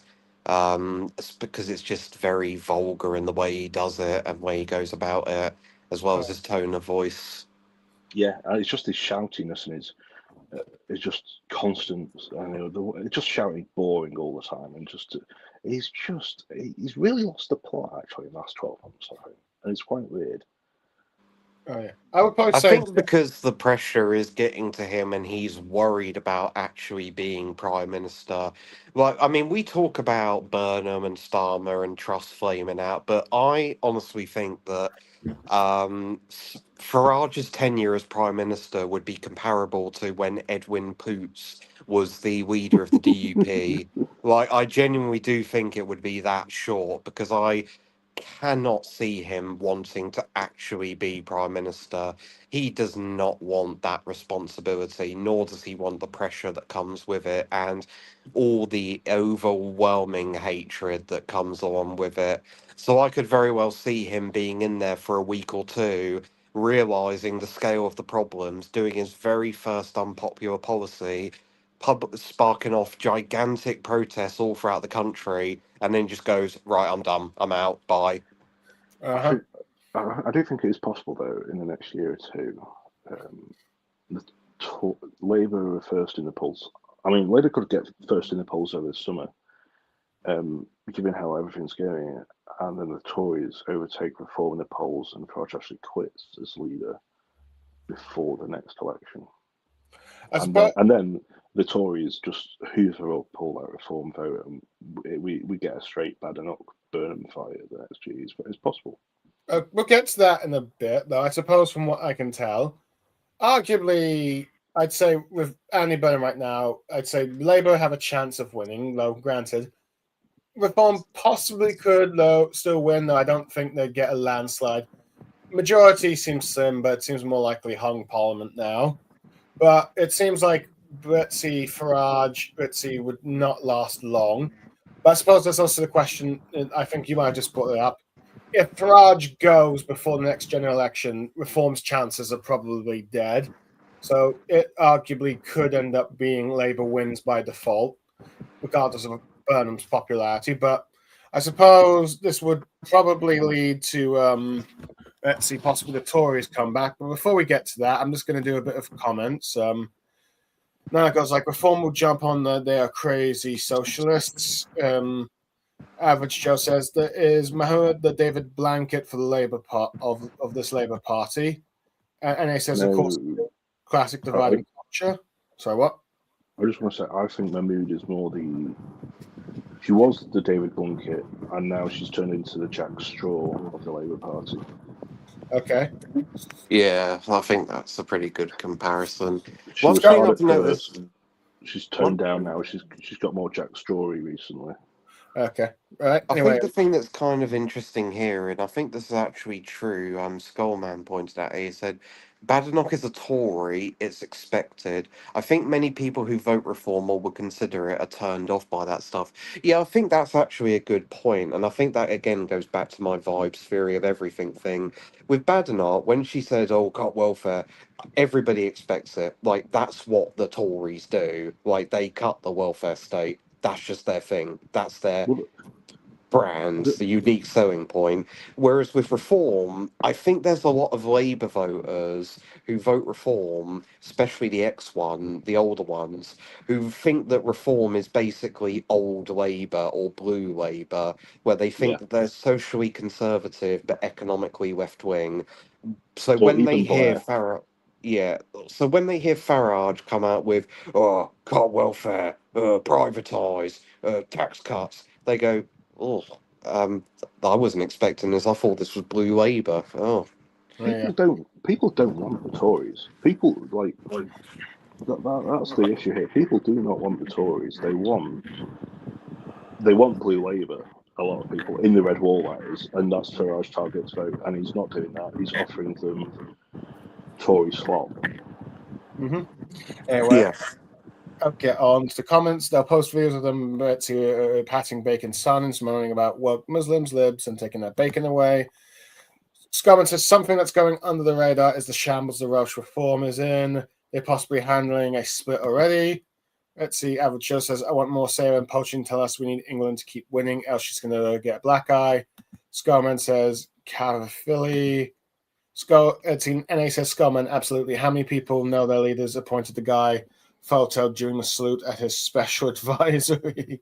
I think that might be in regards to Elon Musk, but Scarman says their leader is an ex-Tory leader of Barnet Council Low. Bagnott is a Tory expected. I think this is what you said earlier. Yeah, that's what I said earlier. Let's see. I don't see Farage being PM for long at all. Enter Robert Jenrick, Reform leader. Jenrick as Reform leader will be a gift to restore and the Tories. And I suppose we'll get to that bit.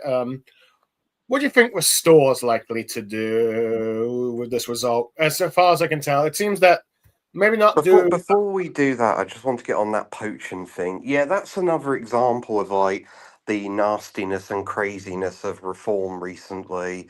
Like, I get what she was trying to do to play devil's advocate for her because it is a thing that is said by domestic violence charities, but my God, the way she went about doing it, I mean, talk about having no tact whatsoever. Saying to the England players, oh, you better play well, lads, otherwise there'll be loads of domestic violence. It's like, really? Is that really what you should be saying? Is that Oh, Restore's if you candidate? don't, what? Was that Restore's candidate or? No, this isn't Restore. This is Sarah Pochin, the Reform MP for Runcorn. Oh, Like, she came out and basically said in a clip on the day of the Makefield by election, actually, that, oh, England players keep winning because if you don't, domestic violence cases will shoot through the roof. Like, that's what she came out and said. And it's like, why? really? Is that really what you should be saying? I mean, just think about it, right? Not only has she thought about doing that video, written the script for that video, then filmed it, and then highly likely her staff have uploaded it to Twitter for her, and everyone's gone, maybe don't do that. It's a bit fucking mental. Yeah, I wouldn't be surprised if the majority of women have. It's even the socially conservative ones have been put off reform at this point. Yeah, I mean, that's also the other thing as well. Like, great idea to put something out about that when you're having a by-election in which your candidate is being accused of misogyny. That will really help out your the allegations, won't it? Yeah, and yeah, you can see some people. You can see why women are moving more and more towards left-wing parties these days. But There's an account, right, that's going about at the minute that's very big, and I don't know if it's like Tories trying to wind up Labour or what, but it's basically hold the line, support Keir Starmer now, email your MP to tell him to stay. okay, fair enough. We've got some more comments. NAA says it's Reform Welsh leader. He's appointed the former Ned candidate that was voted during the same salute. Seriously, bad choice for Welsh Labour. I mean Welsh Reform. And he says, I mentioned that Punchin said in Swiss's stream. Okay, Swiss is saying, that was a tapist and stupid. Cannot understand why a politician would ever say something like that. And this is going to make Tom laugh, but hey, she passed the vetting. But Not only did she pass the vetting, Oh not only yes, did she pass the she vetting, passed the vetting. She did a she very good used job there. she used to be a Tory councillor, and she was mayor of Cheshire East Council.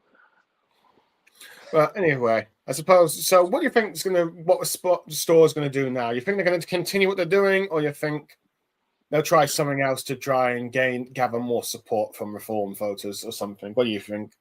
Right, I'm a Restore member, right, and I have no clue what we're going to do. It's very amateurish at the moment. Apart door knockings, I've not done it for us yet, but it's very everyone said it's actually quite organised and all that. But in terms of policy and apart from Charlie Downs, it's the media appearances. You know, there's not many of them. I don't actually know what I mean.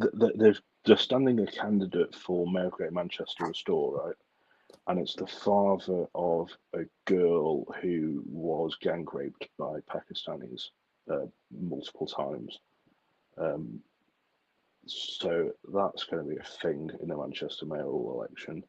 I mean, other than that, I mean, what can they do but just carry on what they've been doing, putting low on Twitter every week, and maybe once in a blue moon he goes on GB News. I know this is a bit weird, but I'm starting to think Lowe might actually have dementia because he's very I don't know, he's very odd in his demeanour. I don't know what's going on with him. He might not have dementia, but you can tell he's kind of got anger issues or something. He's very he can't keep calm in an interview. He cannot do it. So, arguably, Rupert Lowe could be the biggest obstacle for Restore if they are wanting to gain momentum. If he does have these issues and not addressing them, basically. I can see that happening in 12 months to 24 months kind of thing. But at the moment, that might just be me dooming a bit. But at the moment, I think it's just keep plowing on, basically. Okay. What do you think that's going to happen with Restore, Tom? Are you there, Tom? Okay, I don't think Tom's there at the moment, so I'm just going to do some comments. I'm sorry, what was that? What do you think? I was just asking, what do you think Restores are going to be doing after this by-election? Dan has just described what he thinks is going to happen. I think, to be honest, they will just continue doing what they're doing. Like, there's not really any reason for them to change strategy. So I don't see why they would.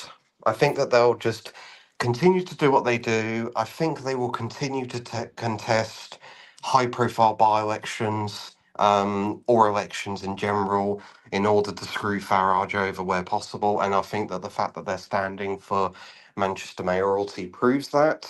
So I think that they'll just carry on with the status quo because it seems to be working. So why change it? I just want to say on that, I think it's possible for Lowe that he is definitely there just to screw Farage. I think for most of the members, it's not a screw Farage kind of thing. It's either oh, well, Farage betrayed us. We need to, we're the real right wingers, or whatever. We just need to, we just need to replace them. It's not so much a screwing over. It's it's basically what Reform did to the Tories, kind of behaviour. And I do think there's a lot of people in Restore that think the whole point is let's just drag Reform and the Tories to the right, so when they get power, they are further right wing than they otherwise would have been. And if Restore win 5 or 10 seats and they need us for a coalition, so be it. That's brilliant. I think that's a lot of people's thinking as well. So, I do think they could be trying to screw over Farage. I think that's very possible, but I think the majority of the members are like, that's Farage betrayed us, but that's like hurting him isn't the goal. The goal is delivering on these policies that we all want. Oh yeah, Okay. when I say vendetta against Farage, I'm talking entirely about Rupert Lowe, not Okay. Restore as a whole. I mean that's some of it, but for Lowe, it is overwhelmingly get back at Farage for the assassination campaign that he did against him. Okay. Yeah, I'd say yeah, but I think there is also a policy element to it that because I do think they are a bit apart on basically on deportations, to be honest. Well, okay. So basically, at the moment, it's an FU party under Rupert Lowe's leadership to Farage, but it could be more of a protest party if Rupert Lowe allows it or someone replaces him, or it could potentially be a coalition partner if it does well long term or something. Maybe, but the thing is as well, the membership of Restore are quite suspicious people. So if, let's say, Lowe betrays us or quits or dies or whatever, or he gets ousted because he's not right wing enough or whatever, that's possible. But then also, if Lowe stays and someone makes it Reform 2.0, I could see a lot of people. I could see it splintering again. Like it's very early days in the minute, and it's anything's possible really. Let's see. Fair enough. Before we go on to the next bit, I'm just going to do some comments here. And he says, I don't think vets are trained to look into the political views. Let's see. Skullman says low to that. Average Joe says, every time I see Lowe being interviewed, even on the friendly outlets, he won't let others speak or just dominates a conversation. Arguably to what Dan's been describing for and NA says, Cooper, in a hypothetical, if Burnham was to stand, who would you want to be Labour leader, given you're a party member and have a vote?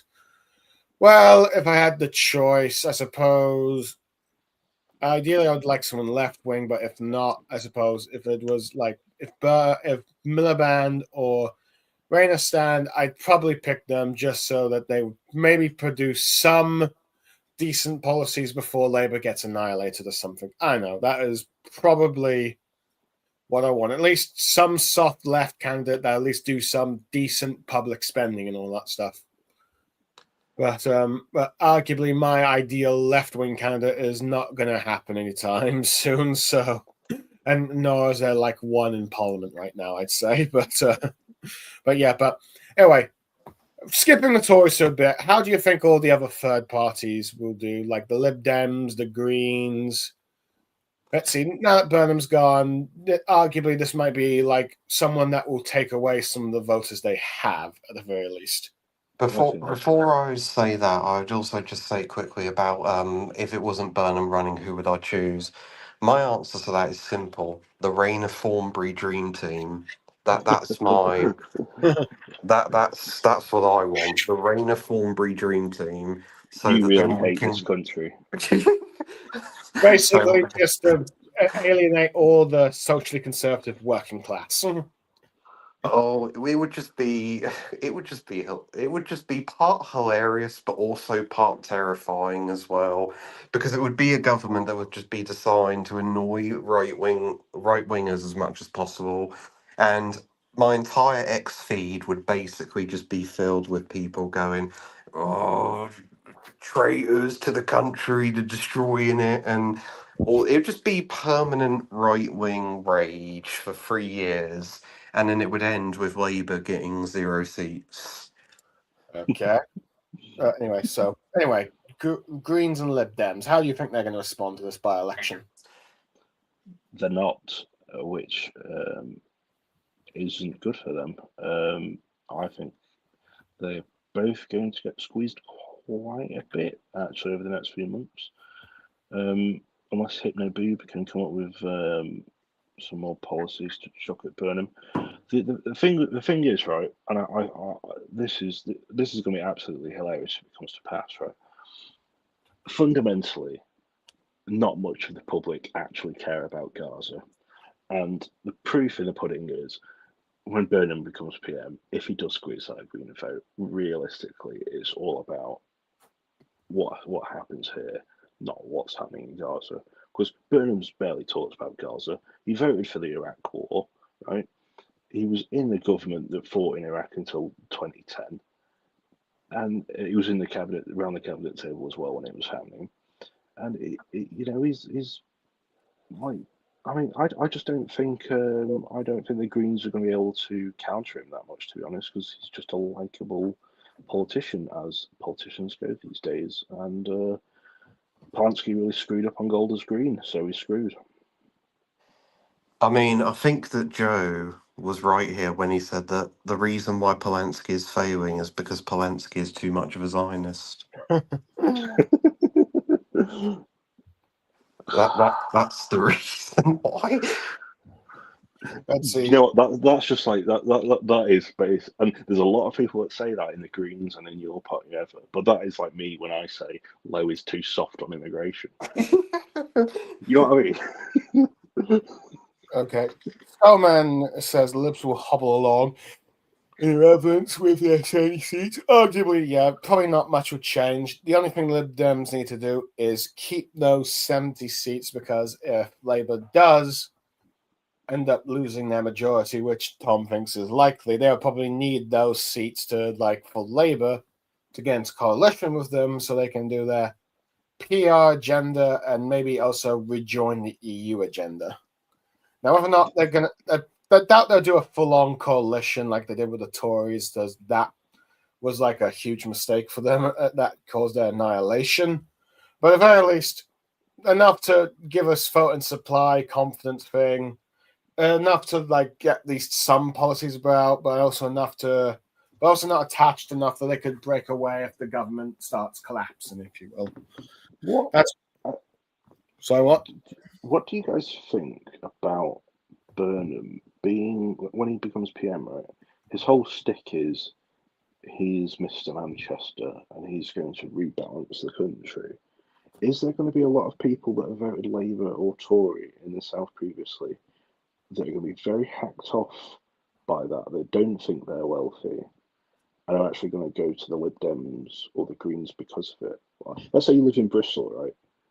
Burnham's going on about the Northwest and the North being screwed over by London, and you're a Green voter in Bristol. That's not a winning message, is it? I think there will definitely be an element of that goes into it, but I'm not sure how overwhelming it will be. But I think it is a possibility that could happen, that it does favour with Dems and Greens. But to be honest, I think what's going to happen is I don't think the Greens will be much of a threat to Burnham, because I have a half funny, half serious prediction as to what I think will happen with the Greens, where I basically think the Greens are going to split. And I think it's going to split over Gaza. The Green majority group that's led by that Moffat Alley guy will basically lead a coup against Polanski for being too much of a Zionist. and the party will basically split and infight amongst each other, similar to how Corbyn's party ended up splitting into 3 or 5 different groups because Corbyn was too much of a far right extremist for them. So I think that that will probably end up happening with Greens, and that will eliminate it. So I think the biggest threat to Burnham is probably going to come partly from Reform, but most of it will come from both Lib Dems and also Tories. Yeah, The thing with smaller Scarman has parties, just had to say, Scarman thinks Greens, it remains to be seen. If Burnham actually does well and is a decent soft left PM, they'll be squeezed. If not, they'll have a chance to recover and reclaim second place behind Reform. the thing with parties like the Greens and Restore Reform, them being new parties and all, is obviously the whole point of their popularity at the minute is to be more ideologically pure than the party they are trying to replace from Greens from the left and Restore Reform from the right. Okay, but the leaders are not making clear how ideologically pure we're meant to be and how electable we're meant to be. Obviously, we're meant to be more ideologically pure than the main two parties. And this is where, hats off to him, I actually think that Davy's doing the right thing here by not being too ideological and not going too bold. I think he's steadying his ship, right, of nothingness and staying on 10%. And he's not risking going ideologically pure, then being outbatted by Burnham and the Greens, and then being squeezed to 5% or less. Right.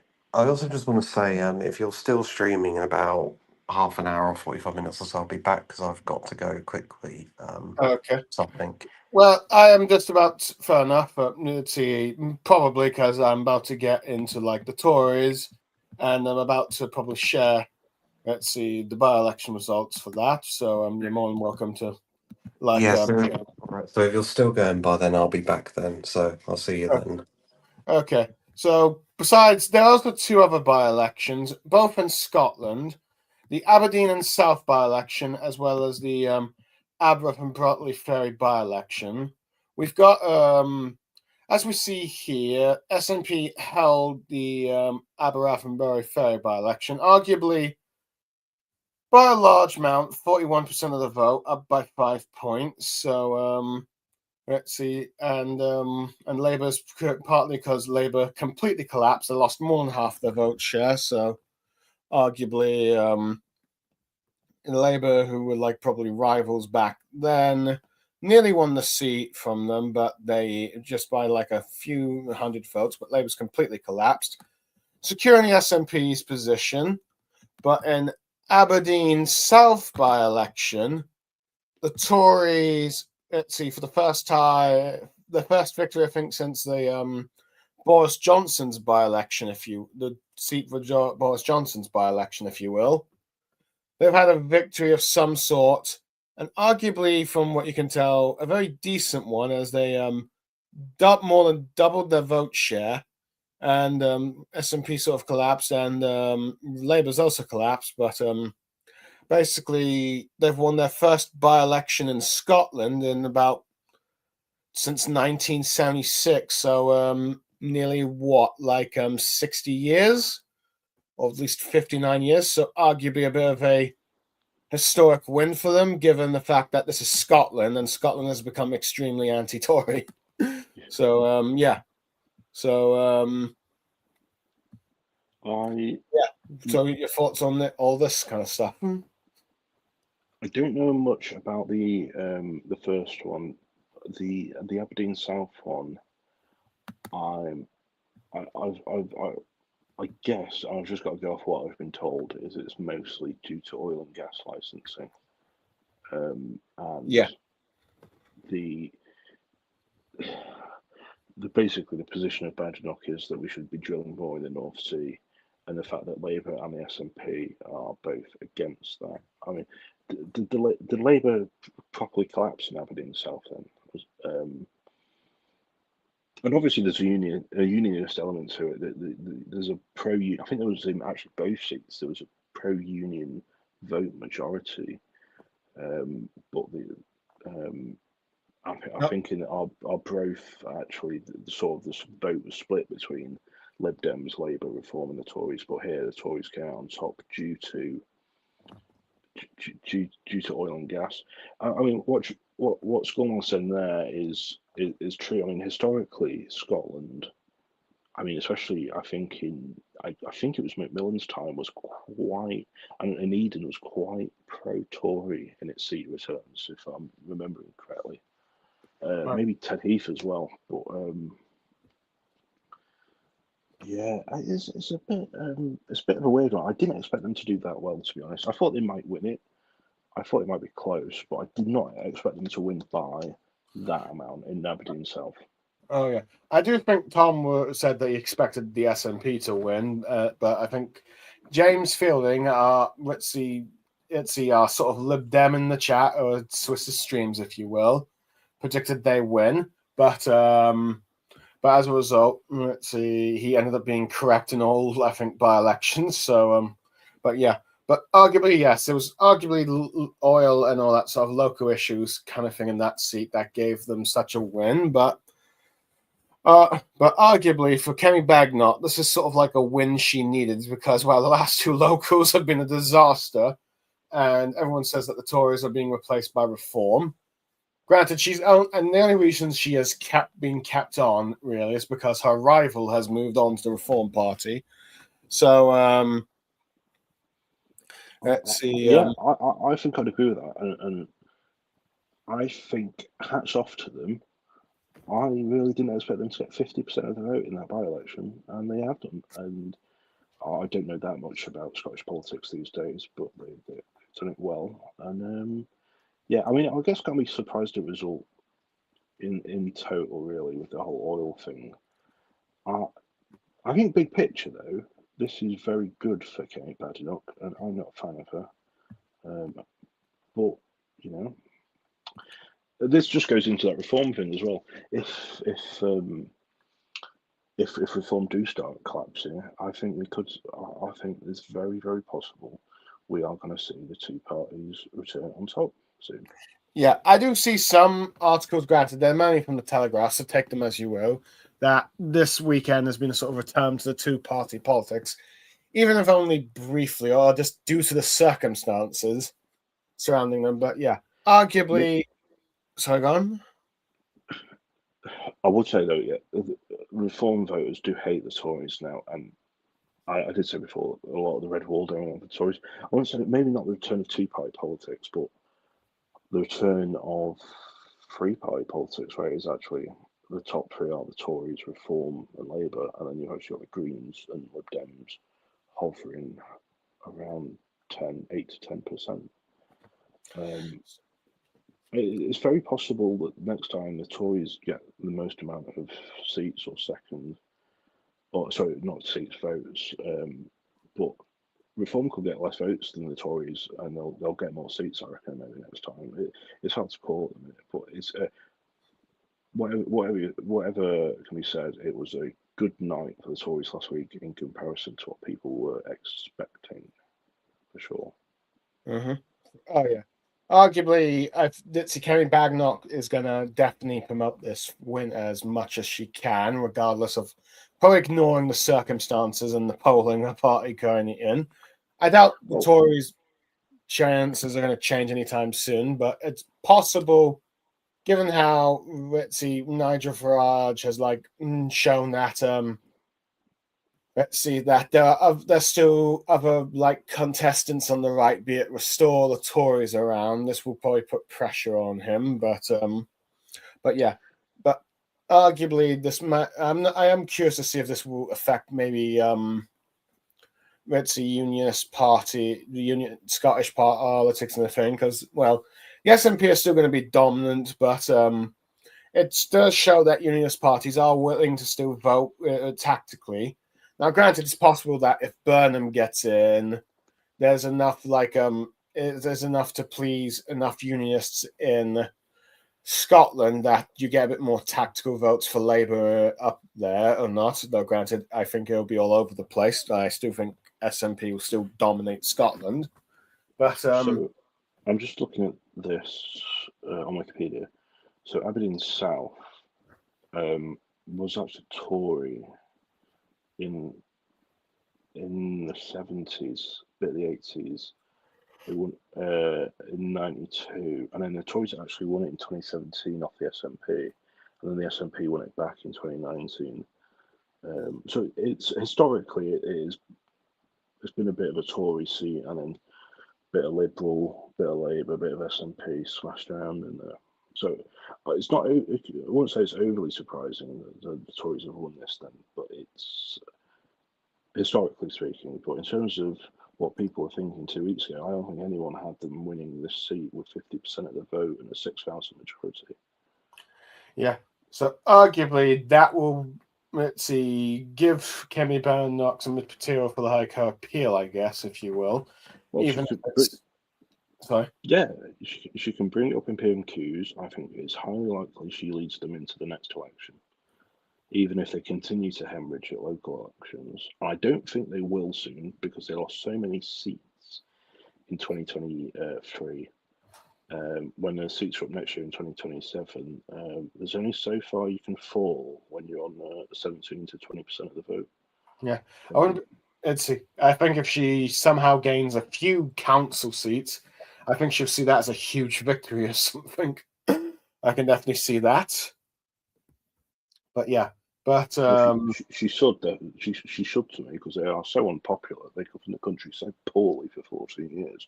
The fact that they're still winning parliamentary by-elections like this is shocking to me.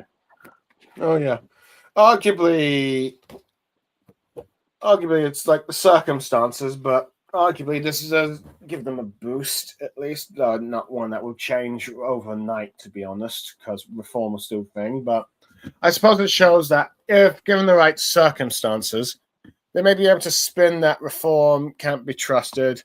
Labour have shown that they have screwed up, so it's like maybe it's trying to appeal to the country, saying like, regardless of how bad we are towards that end of the last parliament, we are shown to be only ones that are able to actually govern this country for a long time, which arguably might get people to vote for them again. Granted, I think you said that a lot of their voters have now permanently come to hate them, so I don't think they'll ever get they'll get a majority. They're definitely not going to get a majority back. But you say there could be a chance that they get they could go into coalition reform, possibly being the larger party, but also still being large enough that they have enough sway on reform. Correct?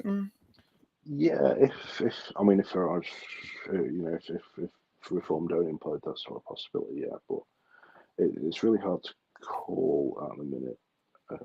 Yeah, I just want to say as well, tomorrow's papers came out in the last 10 minutes or so, and the Guardian front page is that Starmer's going to resign in the morning outside number 10 and aim to leave in the autumn. Okay, fair enough. We'll get more into that in a bit. Scottman says Ed isn't ideologically pure, he's ideologically bland. Ed Davey. And then he says, we have local elections in Scotland next year, so it'll be interesting to see if any of the momentum carries on for the Tories. Arguably, that could be if they somehow do well in those, that would also be a boost for them, at the very least. Or at least they might be able to show that, okay, for like Scotland, if you want the unionist, if you want to save the union, the Tories, at the very least, are the best option. So we've got that. Scotland is an anti-Tory. It's bizarrely Tory-friendly in some places. Wales is an anti-Tory nation, arguably very true. Skolman says outside of Mammoth, but that place is basically England. Let's see. Frank says, had to go for 10 minutes. What have I missed much? Well, Tom has had to leave because I think he's got something. He said he'd be back in 30 minutes, but I'm not sure if the stream will be finished by then or not, but we'll have to wait and see. Skullman is saying Tories benefited from Labour's collapse in that seat, and the SNP vote stayed home. And the other thing is on that going forward, if Burnham does drill in the North Sea and overrules Miliband, then I can see a lot of these votes actually going back to Labour in places like Aberdeen. Okay, fair enough. That would be interesting to say at the very least. And it says typically the border areas where Tories are strongest in Scotland. And Scumman says James, the Lib Dem Tory, and Scumman says he hates the left so much he backs reform, which it's kind of maddening. Lib Dem would do that, but and he says the Tory Graph is one of the most partisan of newspapers for the Tories. So arguably, yeah. But arguably, the Tories have potential to climb back, even just a little bit. Though, granted, they still got a long way to go before thing. I suppose they've hit their floor without any more of their voters dying. Now they could still fall as their voters die, but I think they've hit the floor of what of where they could be right now. I don't think they could go any lower right now, barring voter deaths, which is not good for them at the minute, considering their average voter is about 78, 79, I think. Okay, fair enough. Well, wait, what did you say the vote share was? The average voter age of the Tories is about 78, 79. Oh yeah, that is a bit of a problem. Let's see. So yeah, heck, I actually recently learned that my mum, who usually votes Tory, ended up, well, at least it counts local elections wise, voted the reform just to keep the Lib Dems out due to the fact that the Lib Dems personally has screwed her over. But I'm not going to go into details about that. But yeah. So anyway, so one thing that this by-election has done is now that Andy Burnham is left to it become an MP, he's no longer the Greater Manchester mayor. At the moment, this Paul Denon is acting, but so there's going to be a 2026 mayor by-election. So one of the reasons these excuses Starmer's team did was that we can't have Andy Burnham as an MP because, well, let's see, that could cost us the mayor by-election, the Manchester mayor by-election. But that excuse didn't last long, if you will, and now it's actually happening. Well, there's going to be elections for the mayor of Manchester, and we know that Labour, Tories, Lib Dems, Greens, and Reform are all standing, but also Restore said they're going to stand. So I'm just curious, what do you think is going to happen in this sort of by-election now that there has been a sort of now that Andy Burnham's gone, and who do you think could win it or lose it?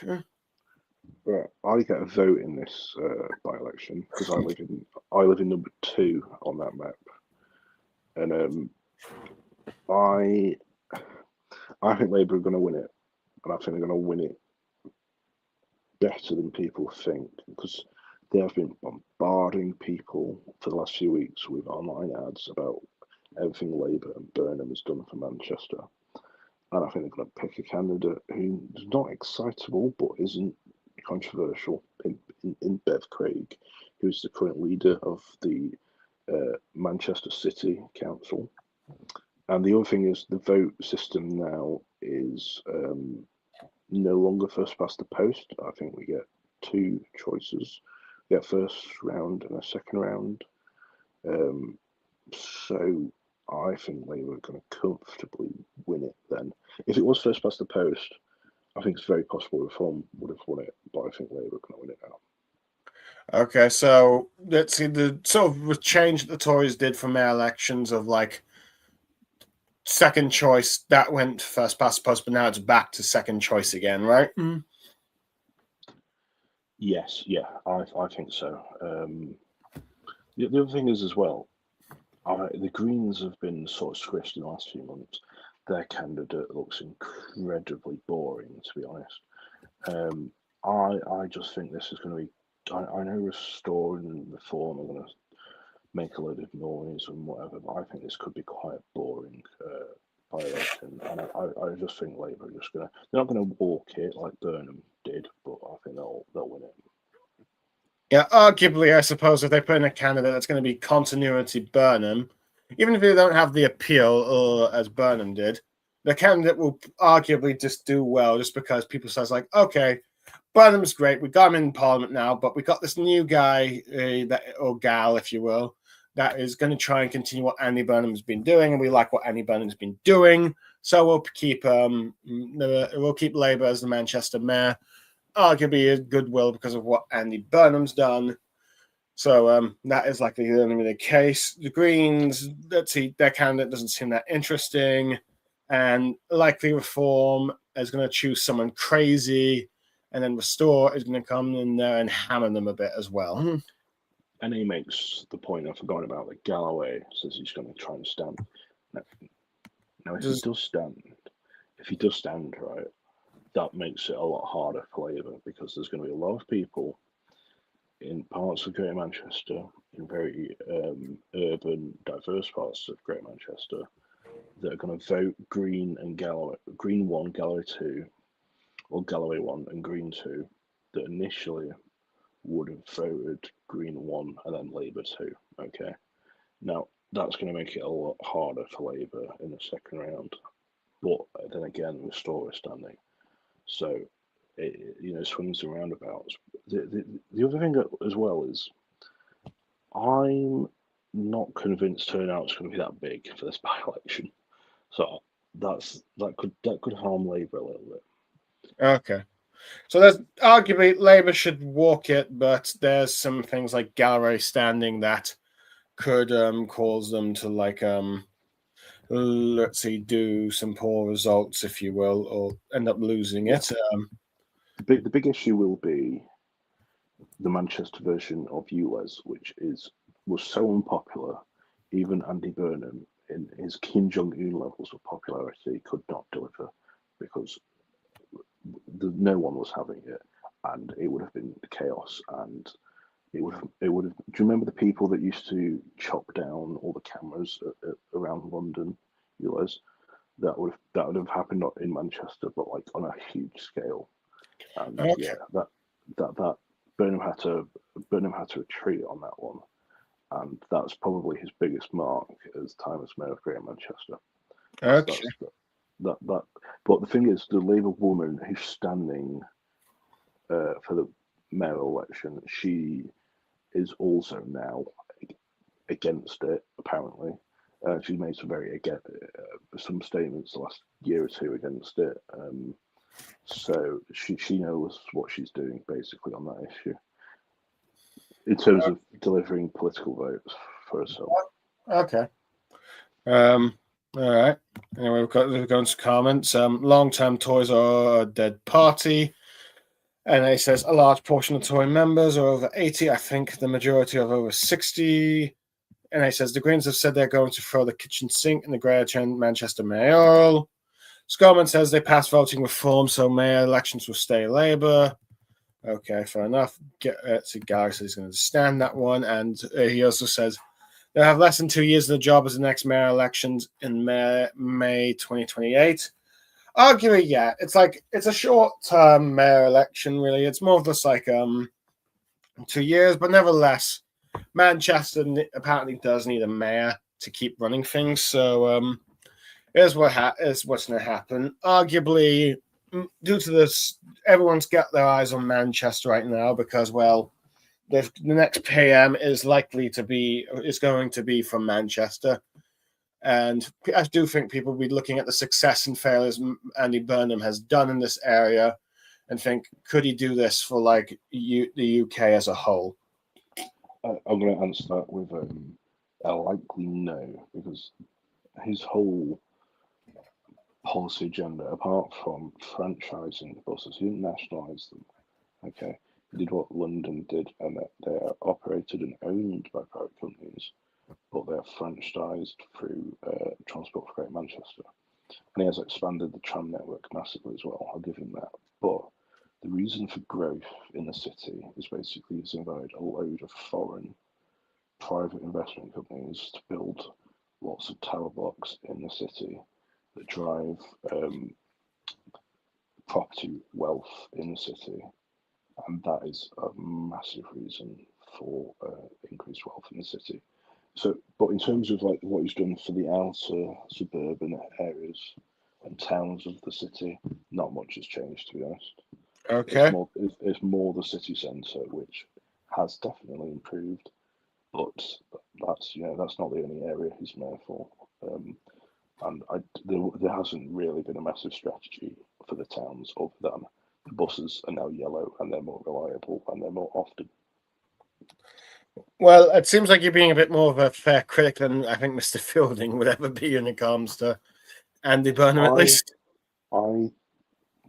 As a Labour mayor goes, he's the best one I could have possibly hoped for, because all the others are going to be significantly worse. Fair enough. And he's asking, what do you think the turnout will be? 35 to 45%? Yeah, 30. I'd say 30 to 40, to be honest, yeah. Fair enough. Say hypothetically Reform does win this mayor by-election and they run as mayor. Do you think they'll do a better job than Andy Burnham? Do you think they're going to do worse? Worse, definitely worse. In terms of the ULEZ thing, I know Burnham gave up, but I just know at least that's not going to happen. I'd be very worried if Labour does win, that at some point they'll try and bring that back. But apart from that, I mean, the thing with being mayor of Greater Manchester now is in terms of the powers they have, there's not a lot they can do other than more trams, to be honest. And yeah, Josh is right. They'll lose it in 2028 anyway, if they do win it. So, the thing with Burnham was he appointed a police chief for Greater Manchester who is very, very right wing. And Burnham is very right wing on police and stop and search. Not a lot of people know that, but stop and search in Manchester has like tripled since he's been there. And it's very popular. And there's police everywhere in the city centre, and there is security for the tram network all over Greater Manchester, and it's basically, if you go into the city now, you feel very safe, and you did not feel that 10 years ago, and you don't feel that usually when you go to London now. Okay. But yeah. Let's see. Starmer says, I can't see it going well for Manchester if Reform wins. Arguably, if Manchester does, it's supposed if Reform does do poorly in Manchester. Do you think this could convince people that a lot of voters that Reform would not be good for governing if they can't govern Manchester? See, mayoralty, can they not govern the country and all that stuff? Particularly if Andy Burnham does well or not. Yeah, basically. I think if they do win it, they're going to make massive cuts to transport, and they're going to go unpopular very quickly, and it's not going to go well. The other thing I will say as well is that there's a mayoral tax. Burnham has put that up a lot. The reason he's put that up is he's used the funds from that mayoral tax to cap bus fares at £2. So all bus fares are capped at £2 in Greater Manchester, and he's done that for his mayor's tax. If Reform won that, I think they'd scrap the tax and they'd uncap bus fares.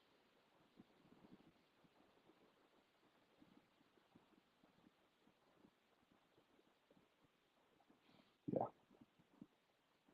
I've muted myself for a bit, so would you repeat that last bit? I was just saying, if Reform win, I think they're going to scrap the mayoral tax to nothing, and then they're going to uncap bus fares.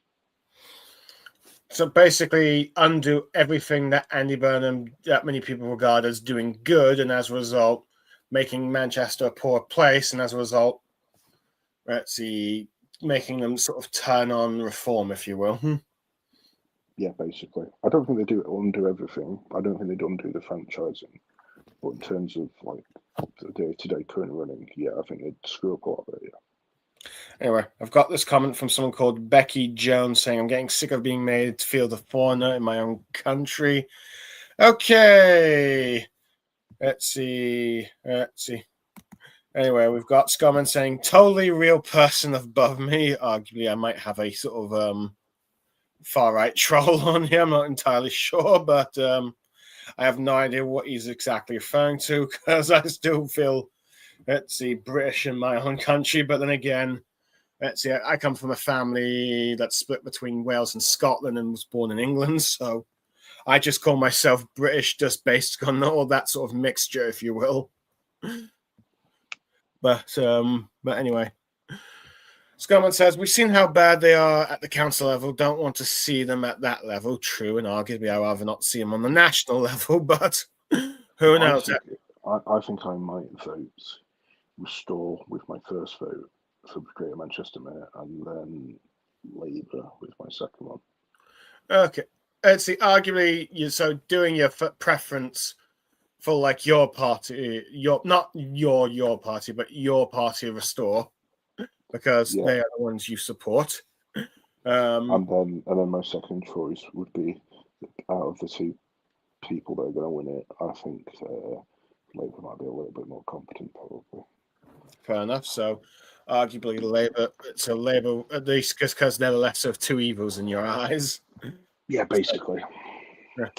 Anyway, we've got more comments from this Becky Jones saying, everywhere you go now, people are speaking a foreign language. Yeah, well, I might hear some in the background. I think it's just more of mumbling and just conversations and phones, really. Generally, I still feel people speaking English, though. Granted, I've just been in Wales and I do see a lot of Welsh language on the signs, but that's Wales, so I expect that. Skullman says, what a wild combo, almost as bad as something Pterodax would do. Let's see. My local council's put up signs telling foreigners not to defecate in the streets. I have no idea where that is. Scottman says the Lib Dems Brexit Party swing voter. And Frank Ayres says, what language? Welsh. I think this one Becky Jones has sort of taken over let's see the comment chants, but in regards to Welsh, I was saying you see Welsh language on all the signs these days. But interestingly, in my mom's village where she grew up, there was actually, that 20-mile speed thing that's been controversial in Wales? Yeah. There's actually a very clever sign that had the dragon as the 2 and its tail as the 0. Yeah, I'm not a big fan of that one. I think 30, if they were going to do that, 30 would be a bit more sensible. Yeah, arguably. Go on. Yeah, the 7, Frank's mentioned the 7 bins as well. I mean, that's bad. I mean, a big thing at the minute as well is a lot of councils are making people put their food waste in their garden waste, but then they're making them pay for the garden waste, which I think's a bit cheeky. And yeah, I'm very anti. I am very, very anti a yearly precept for garden waste bins. I'll put it out there. Let's see. 7 bins. Well, in terms of bins for me, Scottman said, yeah, there's a lot of those signs around, what I was referring to. But in terms of bins for me, I have three bins, arguably 4 if I do the garden one, but I don't do the garden one because my garden is basically a bunch of stones. But I have a black bin for plastic recyclables and all that stuff, a blue bin for cardboard and paper, a purple bin for for rubbish, and a little mini brown bin for like food waste. So yeah, I have 4 bins. So far I can tell, it seems to be working fine. I'm not paying any more council tax than I think I am, unless I decide to pay for like the garden bin, which is a bigger brown bin, but I'm not doing that because, like I said, my garden's a bunch of stones. Speaking of council tax, that's something Burnham might reform to a sort of land value tax going forward. Is that? No, I'm not sure if he's going to do that because it wasn't in the manifesto. I'd be all for it. Is that something that's popular in Labour circles, in Labour members? So, wait, could you tell me what again? Was it popular? Because I was like, moving from council tax to land value tax. Okay.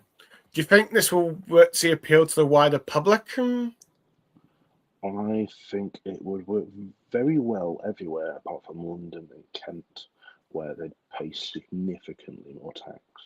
But I'm all for that, to be honest. I think Okay. everyone else would be quite happy. I mean, people in Essex and Oxford and Cambridge will pay a bit more, and people in the centre of Manchester now that are a bit wealthier will pay a bit more. But everywhere else should pay less, I guess. Okay. Scarman says, F the manifesto, Keith Bin that at the start has been doing plenty of things not in it. And Well, he says that there is. Oh no, yeah, I agree. Let them cry.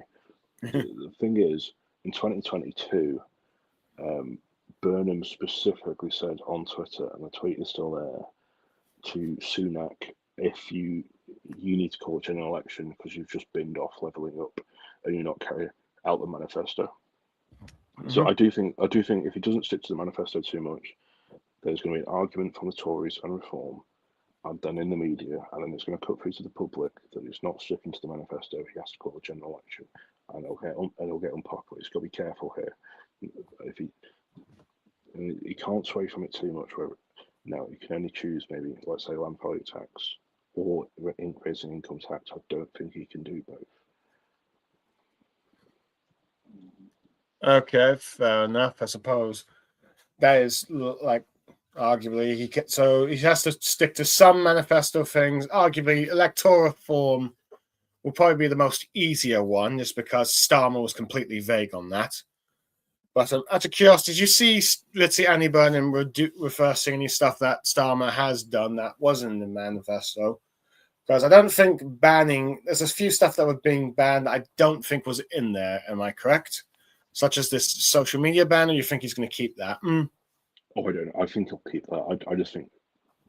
Well, actually, no, he won't keep that because he needs legislation to do that, and Starmer's not going to do it now. So it probably won't even happen now. I don't know how popular it is. I know in all the opinion and policy polls it says it's popular. Starmer's done it now, and like with ID cards, that went from popular to unpopular.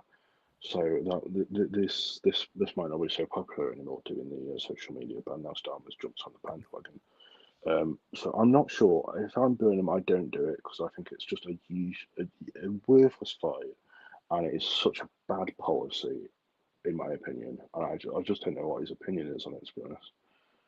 I don't know. Burnham is a sort of live and let live kind of person, so I just don't know. Fair enough. I assume that he also, let's see, he'll probably keep at least the one. Would he keep the sort of like the adult ban one that he's done for adult content? I think they'll keep that. They'll keep that, yeah. Yeah, he'll probably keep that. Fair enough. Yeah, I get see as far as I can tell. There's no reason not to keep it, but yeah. NA says green support land value tax. So I think Plaid might also. Scarman says also, to be fair, there's nothing in the manifesto either. NA says there's talk about Burnham reviving HS2 link from Birmingham to Manchester. Yeah, I think he would probably do that just because it benefits Manchester, and he wants to show that. So what? That's a big one. That is a very, very big one. If he wants to get the Red Wall on side, that would be incredibly popular. That Northern Powerhouse Rail, that would be popular. And what he needs to do is just get on and say, "Oh, we're doing this," and just do not care for the doubters or whatever. He just needs to do that. If he can do that, it's great. But I'm a bit worried if he points someone like West Streeting into number 11 as Chancellor. That's not going to happen because Streeting is too London centric, right? So there needs to be a lot of pressure on Burnham, in my opinion, so that he can deliver HS2 to Manchester. Okay. Let's see, that's fair. Scarman says LVT needs to happen. It'll be big, replace counterattack with it. Fair enough. Yeah, definitely. Mm-hmm. So tax is outdated and is useless. Mm-hmm. Fair enough. Let's see, what else is there to talk about? So Okay. yeah, the Guardian is reporting tomorrow morning Starmer is to address the nation, and he's going to try and stay in post until just before conference. Just as I'm on the train to work that day. So yeah. So it could be 8 a.m. Could be just a bit after he is going to announce in Downing Street resigning, and it's pretty much in all the papers now, so it's pretty confirmed. Apparently, he spent the weekend drafting his resignation speech. Okay. Fair enough. So yep. Let's see. Conference is NA conference is the end of September. Okay. We've got a quote from Random Quotes YT. Biden was never going to be burning Captain Swiss. Arguably the super chat guy, but I don't do super chats. So, NA says, when is conference? September. Let's see. And Sculman says, boo, resign tomorrow. Yep. Well, I'm not going to say the word. And he's going like, no super chat. Yeah. Schoolman, I have been saying for a while he might go in September. I know I did say for ages that he'd go in this time next year, but since about I want to say last autumn, I've been saying I think we'll go this September because I thought as bad as the locals are going to be, he's not going to go straight away and he's going to try and hang on, and then they'll hand over, as Boris Johnson did to Liz Truss, hand over in September. Which I think is bad. I actually think this is bad for Burnham. This is no contest. I think he should take over in a few weeks. Because just solely he can get in there quicker, and then there's no parliament in the whole of August, right? So we can spend the whole of August doing government and doing popular things and not losing any votes or anything, right?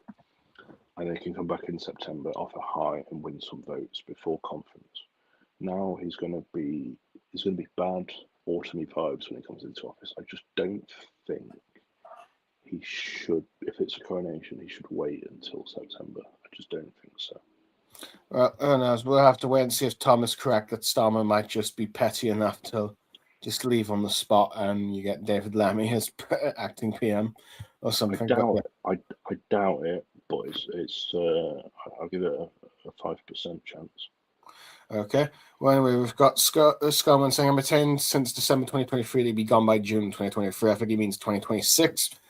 And going like Fran, Indigo Hitler versus puppies for all. I'm not sure it's that, but I think, okay. The Colombian president runoff election today. Okay, because I think the leader there is called Hitler.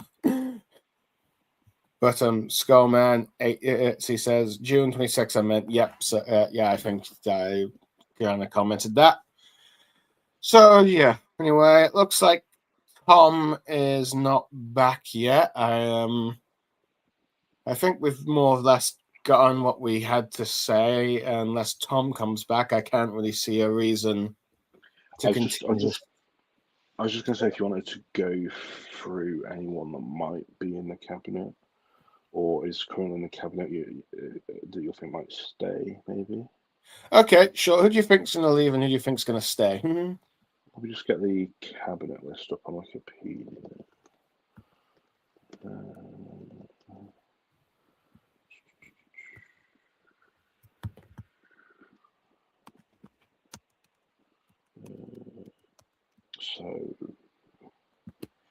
So I think we can all assume Lammy's going, isn't he? Yeah.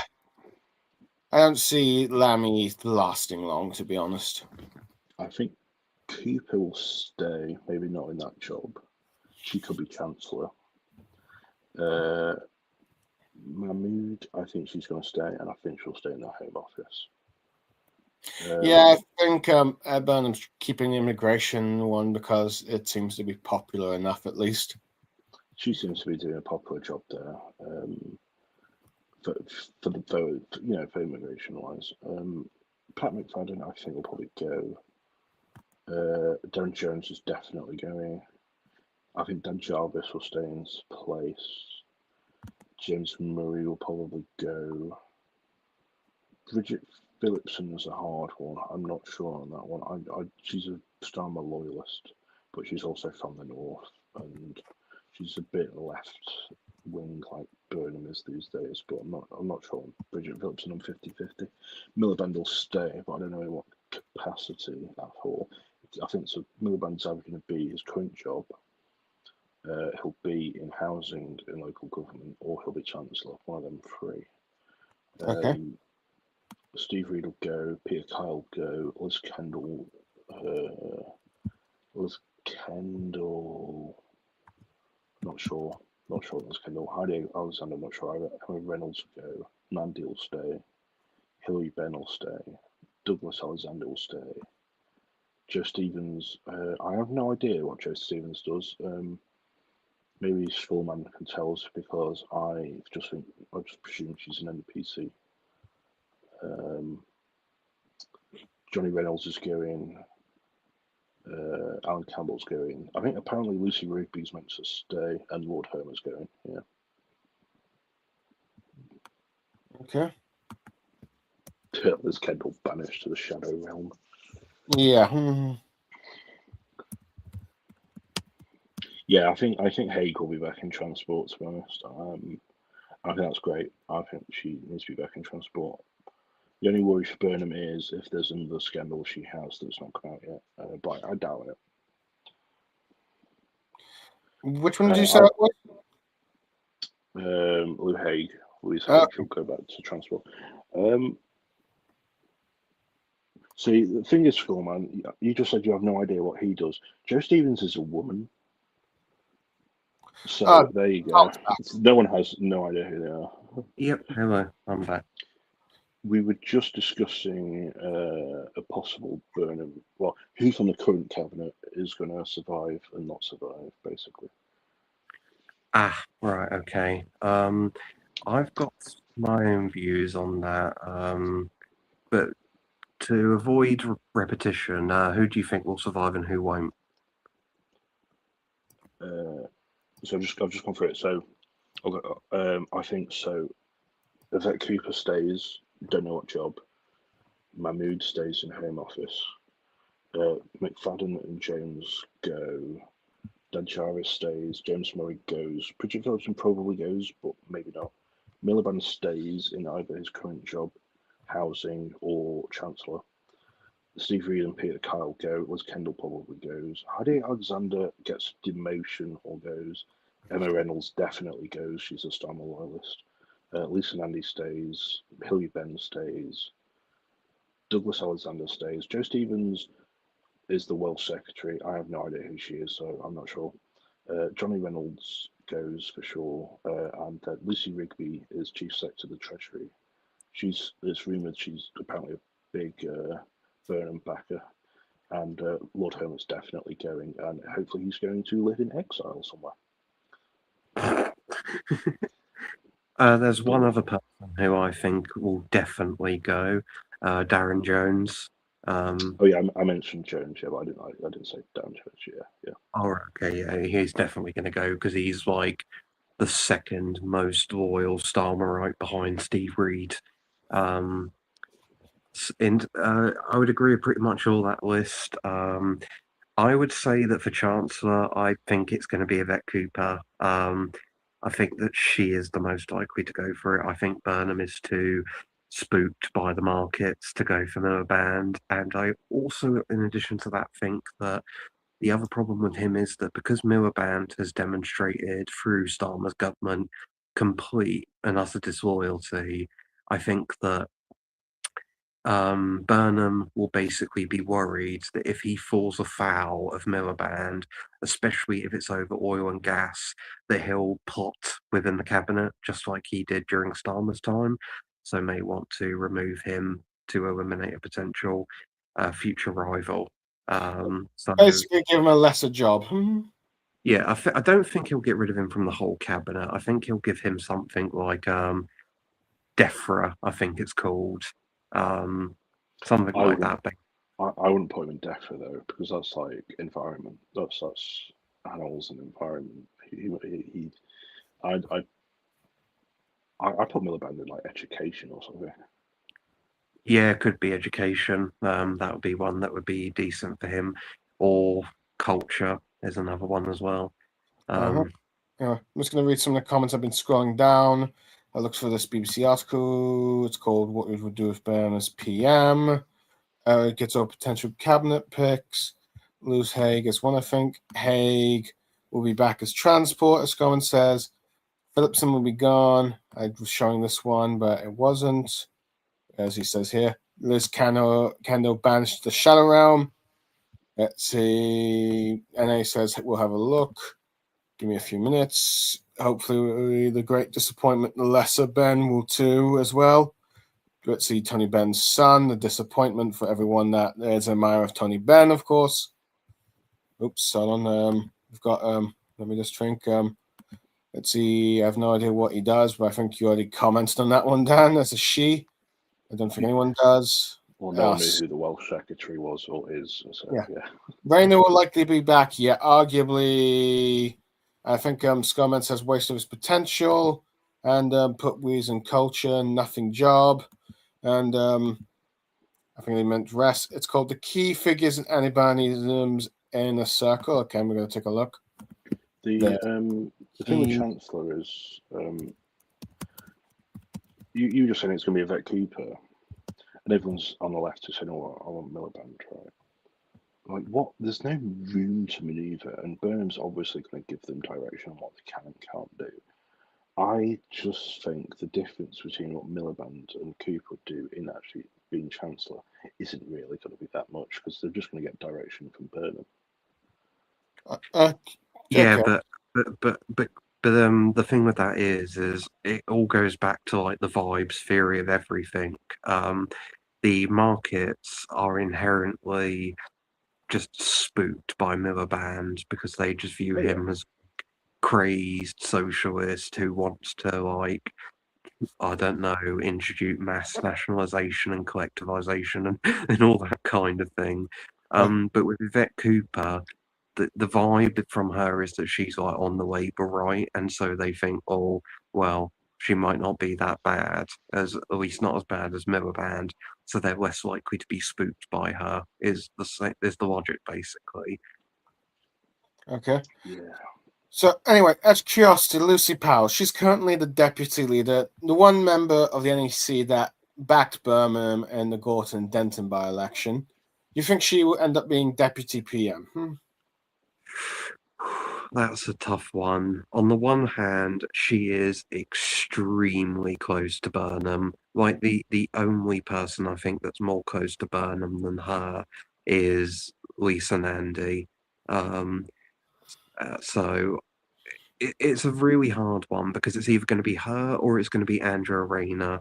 And I honestly don't know. But if I had to say who I think, if I was forced to say, I think he'll keep Lucy Powell as Deputy Prime Minister.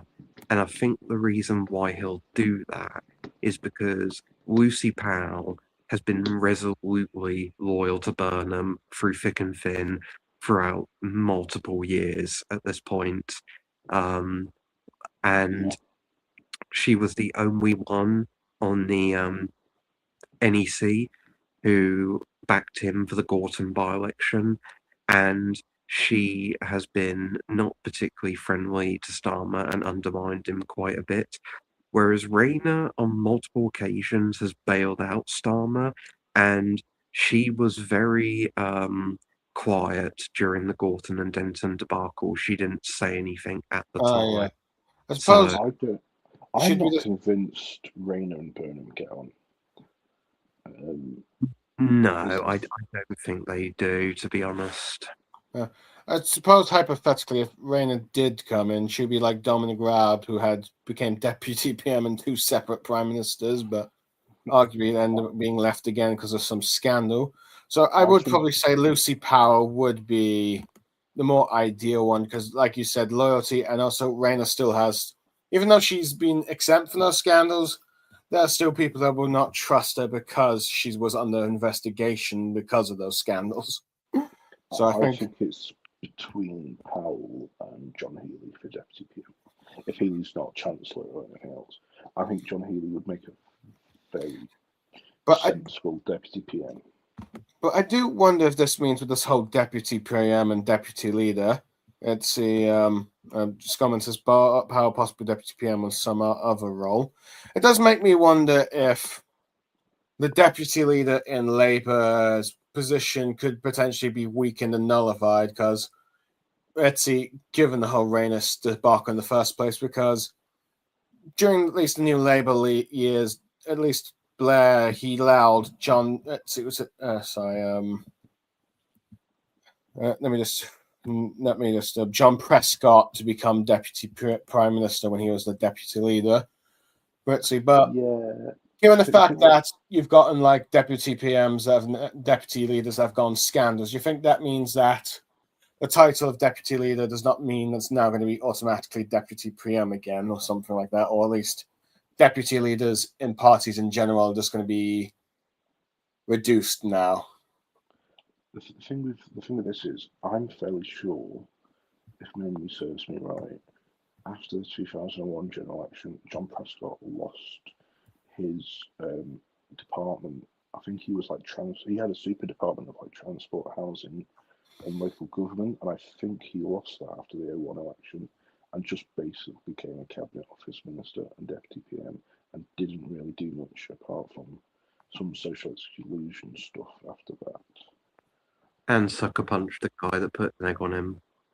Oh, I think that was brilliant, and he didn't punch him hard enough. That was absolutely class. Oh yeah, it was one of the most iconic moments of all time. Fair enough. Scotland says deputy leader has been pointless for a while. Arguably, yeah, I think the only one that was really that mattered was Attlee, but it doesn't matter, John. Power deputy leader, but she's not a deputy PM. Fair enough. I don't even think the Tories have a deputy leader anymore. I don't think they have for a while. Yeah, I think the role was got rid of because it was just seen as pointless. Yeah.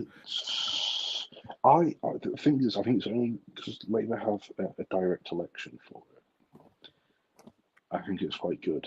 I think it's a bit of a yin and yang. The only thing with Powell is, if she becomes deputy PM, she does not instill anyone with confidence that she could handle the nuclear codes if something happened to Andy Burnham.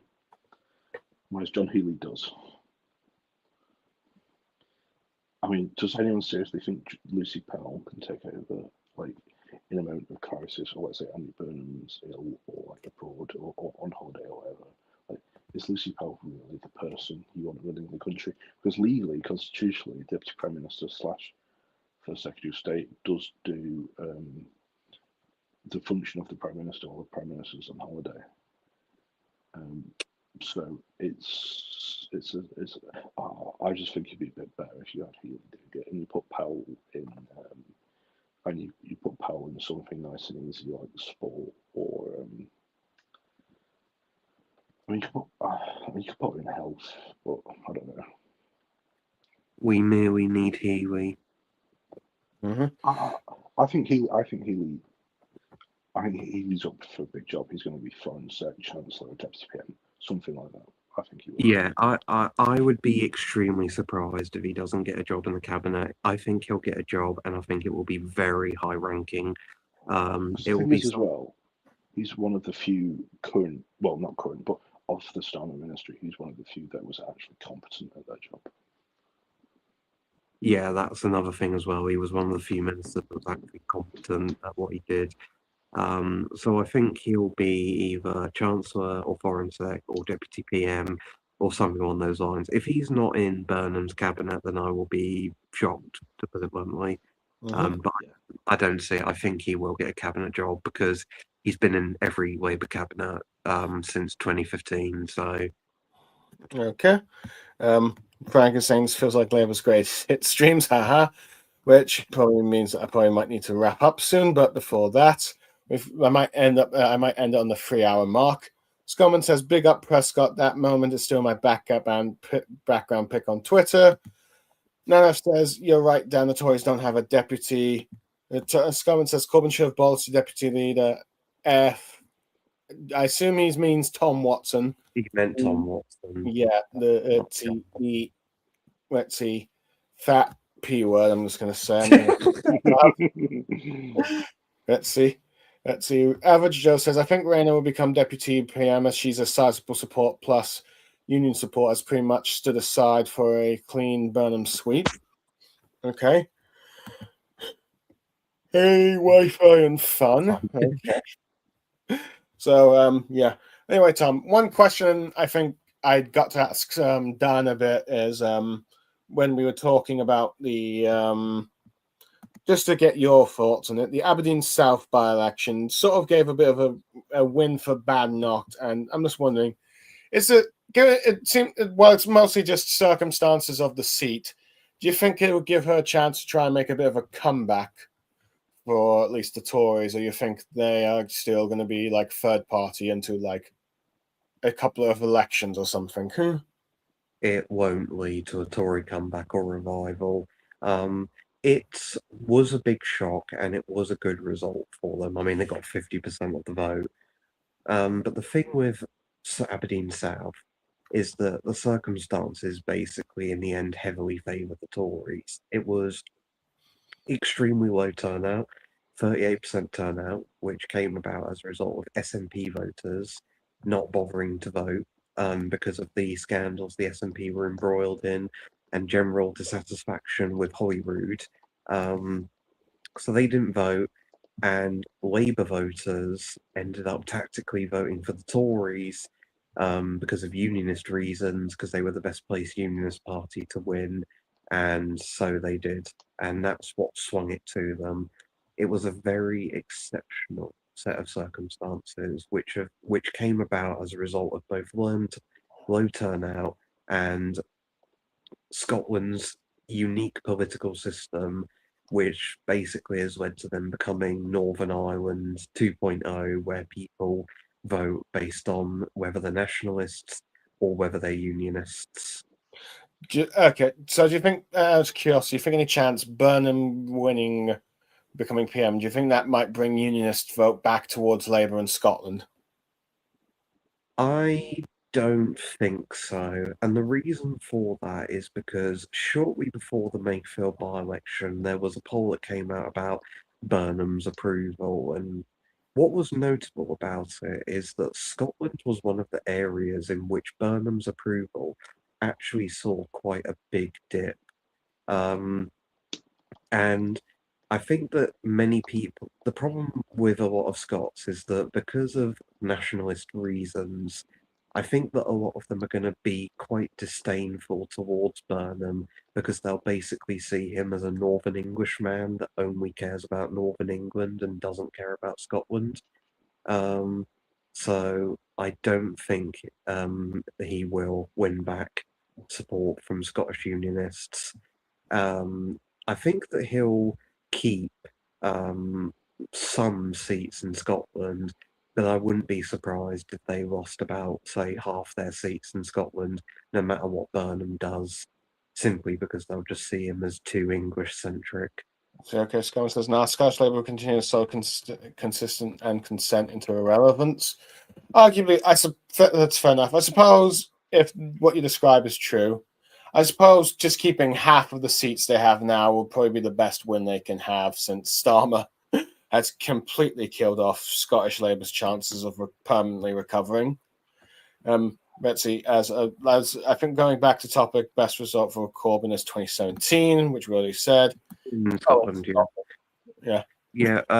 If memory serves me correct, I think Labour in Scotland won 13 seats under Jeremy Corbyn. I think they won 7. I think it was Tories that won like 12. Oh, right. 7. No.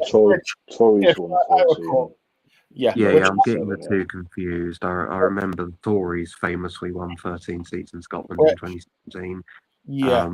Labour got 6 or 7. So, which ironically enough, it was winning those seats in Scotland that kept May's premiership. At least. Yeah, that was the greatest irony of it all. That unexpected surge for the Tories in Scotland, thanks to Ruth Davidson in part, saved May's premiership, or at least kept it going for 2 years. Yeah, because we'd all be living in a different world if that 2017 Tory manifesto did not decide to reform social care. arguably, yes. Indeed, we would in more ways than one. Let's see, but yeah. But yeah, it's just amazing how there's just a few things that could have prevented Corbyn from rising, but also could have prevented him from like becoming PM as well during that election. Let's see. Scarman says, "Bloody Scots always saving Tories." That is the biggest irony of Scottish nationalism. Main reason they're roused because they're sick of Tory England. But the thing is as well, in 1997, the Tories won no seats in Scotland, no seats in Wales, right? yeah, In 2024, the Tories won no seats in Wales. Sunak won 5 seats in Scotland in 2024. Yes, that did happen.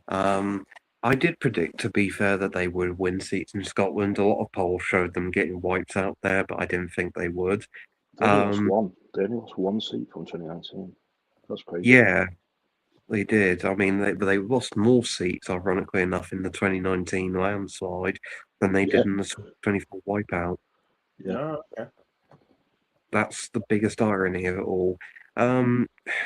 It is very interesting to see that emergence of the Scottish Tories there, or at least, well, not emergence, but more sort of building up a very strong base of support in Scotland, which seems to be quite hard to dislodge.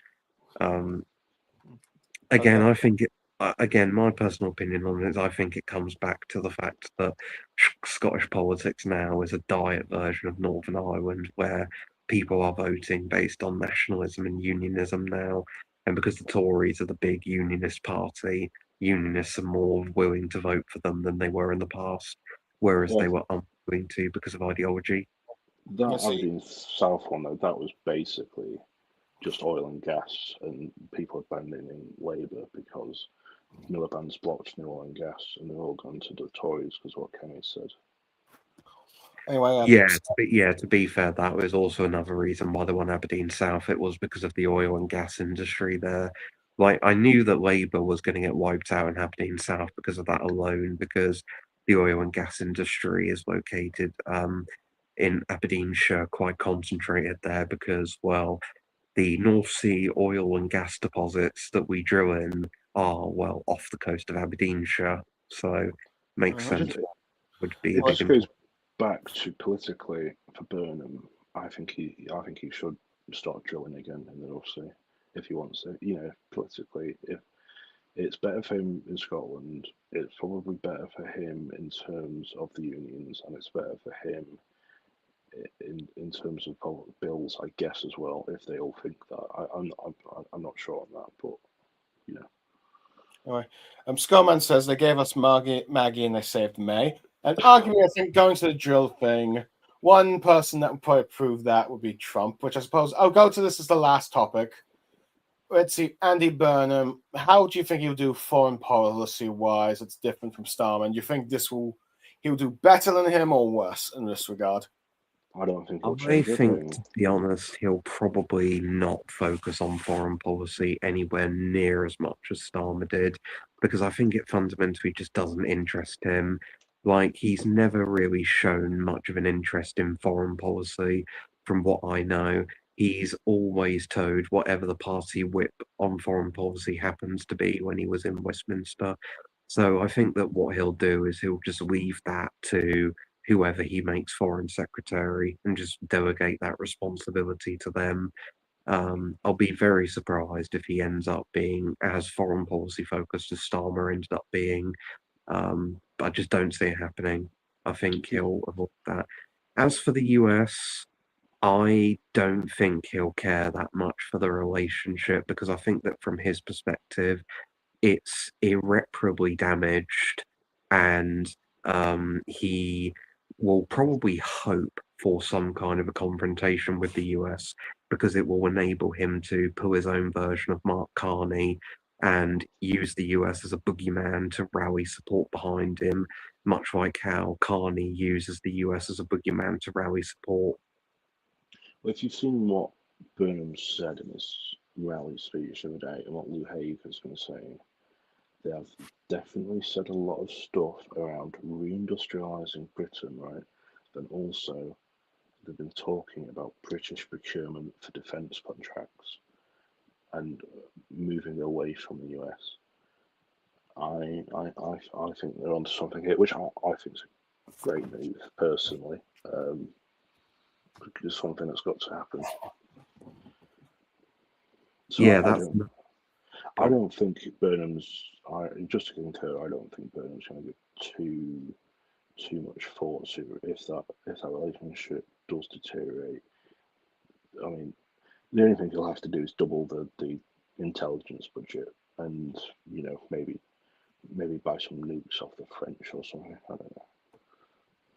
Yeah, I think that'll be probably what he'll do, which, to be fair, the intelligence budget is not that expensive, so increasing it probably won't require that much effort to do compared to like the regular defense department. They've significantly cut MI5 and MI6 over the last decade or two. They're much smaller now, and it'd be quite good if they increased that so we relied on the US a lot less, to be honest. Yeah, I think so that's probably the way I see things going about with it at the end of the day.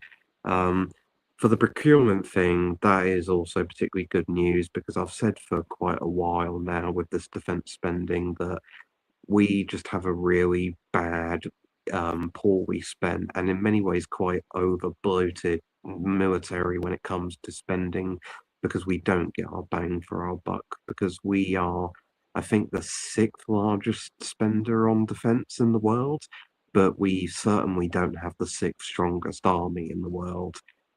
In fact, the Japanese, French, and Italians all spend significantly less on defense than we do, anywhere between 10 to 20 billion, but yet they have bigger army, bigger navy, bigger air force, and a much stronger and much more robust military than we do.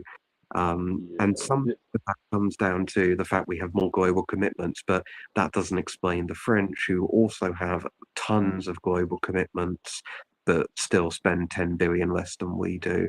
Our military is just so incredibly wasteful because of how bad procurement is. And so I think that definitely needs to be focused on as part of defense spending. Because, yeah, sure, defense spending needs to go up, but we should also not just plow billions into like Ajax or some other stupid project the MOD wants to do, but instead should be more sensible, smarter ways of spending that money.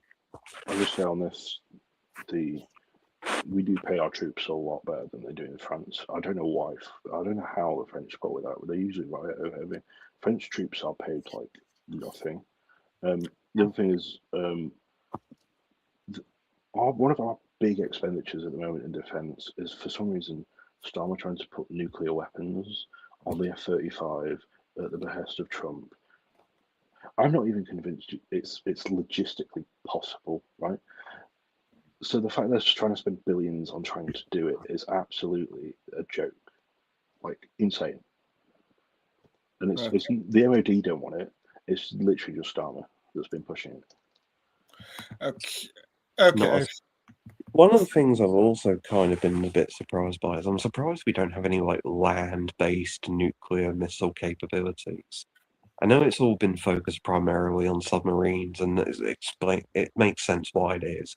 But I'm honestly surprised there isn't like some missile silos in like, I don't know, East England or Scotland where they could like, fire them from there or something. Maybe some sort of protests in the area, NIMBYs, I don't know, stuff like that anyway. I'm just going to do some last comments. Who would be for in SEC? Sixth highest spender, but we got nothing to fleece. Nene says most likely sex for foreign would be Lammy, Cooper, Nanny, Hurley, Ben. Let's see. Gorman says cut defense spending, just make it more efficient. And says Nene says I can't say like any of them. Fair enough for like his choices. We got Franco. Indigo says don't know if we really care, but shock at the World Cup. Cap Verde is ahead of you, Gray, right now. Well, let's see. Well, anyway, I think we've got more or less talked about everything we need to for the stream. It's gone a lot longer than I intended, but it was fun, I'd say. So at the very least, we know that Burnham has won. Let's see, the by-election is Starmer is going to resign. The only question if it's going to be Burnham's going to be later straight away, or is it going to be later in the conference? And it's yet suppose arguably we'll have to let's see. Oscoman says I don't like any of them either, but it remains to be seen if Burnham will actually save Labour. At the moment, he's got a lot of difficulties ahead, but arguably he seems the most qualified candidate to try and deal with them. Arguably, if he plays his cards right, at the very least, he'll prevent Labour from being annihilated. Now, he might not get them a victory like Starmer did in 2024, but at the very least, he has a chance of keeping them to survival. But given the circumstances, he's got Retzi because, well, due to previous prime ministers, both Labour and Tory have left him in a bit of a mess. One that is hard to recover from, but arguably, he is probably the only one that could probably get us out of the mess somewhat. Not fully, but somewhat. I don't know. What do you think? He has, at the very minimum, he has a Herculean task ahead of him that is going to be extremely difficult. At the end of the day, this is basically Labour's second and last chance. If Burnham fails, the party's finished, as far as I'm concerned. And I don't think we'll ever see them in government again if Burnham crashes and burns as bad as Starmer did.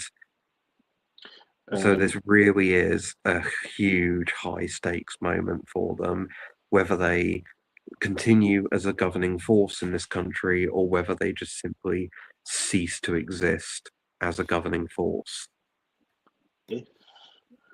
Right, I was about to say, he's given Labour a much better chance than Starmer had. They had a much better chance than they did this time the other day, going forward now. However, I always say it can't get any worse, can it? And then it does. So let's just wait and see.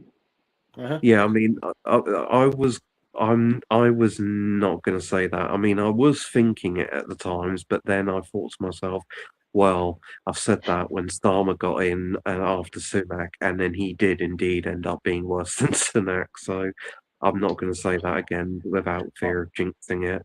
Fair enough. He was worse than Sunak at politics, probably, but was he worse for the country? I mean, he has done some good things. Stuff. I know it's crazy, but like he's invested in some stuff. I mean, it's a real debate you can have of who is worse, Starmer or Sunak. I think that'll be a debate for the next few years. Yeah, it definitely will. I mean, it's a hard one to say because I think policy-wise, Starmer was better than Sunak because Sunak did some really awful things policy-wise, like basically scrapping HS2 as one example. But on the other hand, Starmer has been way more divisive than Sunak was. Like, most people were apathetic towards Sunak until the general election campaign when he became hated. But before that, most people just didn't care. He was just there. Like, he was just a throne occupier, and people didn't really care much one way or the other about him. He was only really disliked because the Tories were disliked. But with Starmer, he has been hated to a degree that only rivals really that of Liz Truss. And even then, it's been a hell of a lot more intense. And that sheer hatred of him has led to a huge amount of division and discontent within society. And he most certainly has not helped that because of him deciding to take a confrontational approach with the public instead of being more conciliatory like he should have been. Okay. You'll feel the full force of the law. Okay. Well, at the very least, Labour can at least say if they do get annihilated, they at least had one more prime minister than the Liberals did. But they've tried. They've changed leader, like props, because there's absolutely no way they were surviving as a party if this carried on. Mm-hmm. Oh yeah, I said that from the very start. Like when this was going on like a year ago now, I basically said that if Starmer stayed, then Labour would just simply cease to exist as a party under him because they were truly heading for absolute oblivion under him. So that they just had no choice. Like even if they wanted to keep him, they just couldn't because they were just being cleared out at every level of government under Starmer. Oh yeah, just yes. Scumman says I thought Keith would suck from the start, but just not this much. Yeah, I don't think anyone imagined Starmer to suck this bad. To be honest, if it wasn't the fact that Liz Truss was PM for like less than 50 days, he'd probably be regarded as the worst prime minister for the post World War II. So I wouldn't say. I was but, watching a documentary. He reminds me of Ted Heath. I'll say that he's very Ted Heath-like. In personality, in his actions, in how he treats his parliamentary party, he's very Ted Heath-like. Well, I'll probably say this for Ted Heath. He at least managed to last like 4 years compared to Starmer. Yeah. Oh yeah, that's the funny bit of trivia about it, and this is a surreal fact considering the majority that he won at the election. But Starmer will officially be the shortest-serving Labour Prime Minister in the party's history and in British history, which is Even if he goes honestly in a September. cool thing to say, given the majority that he won 2 years ago. Not to mention how Britsy infamous some of those other Labour prime ministers ended up being. But anyway, with that said, and I think we've more or less covered everything. Tom and Dan, thank you for your time in the streams. I'm looking forward to seeing you guys again. I feel like the next time I'm going to do probably a stream. We'll probably be ranking post-war prime ministers if Starmer does resign and all that stuff, and I do a sort of tier list. That's I going to think probably if look at. Starmer does a speech resigning tomorrow, it's fairly likely that Swiss will probably do a stream tomorrow as well. Yeah, not necessarily straight away, I'd say. Maybe I'll give time for Swiss to do his stream. At the very least, some point this week. Next week at least. But yeah. But at the very least, Keir Starmer, let's see, likely to go. List of tier. Whether or not I do find a tier list on Tier Maker or something, or just do some Word document and just put in names, remains to be seen. But at some point I will probably do like this list. But for now, I'm Cooperman257 signing off. Let's see. The rest of you can say goodbye if you wish. Goodbye. Goodbye. Yeah, and for those who ended up being on this chat, like Gritzy, Skullman, Swiss, Frank, NA, etc., I thank you for your time. I'll see you all next time for when we discuss politics. But for now, bye everyone. As Skullman says, good night all. And that's the stream end.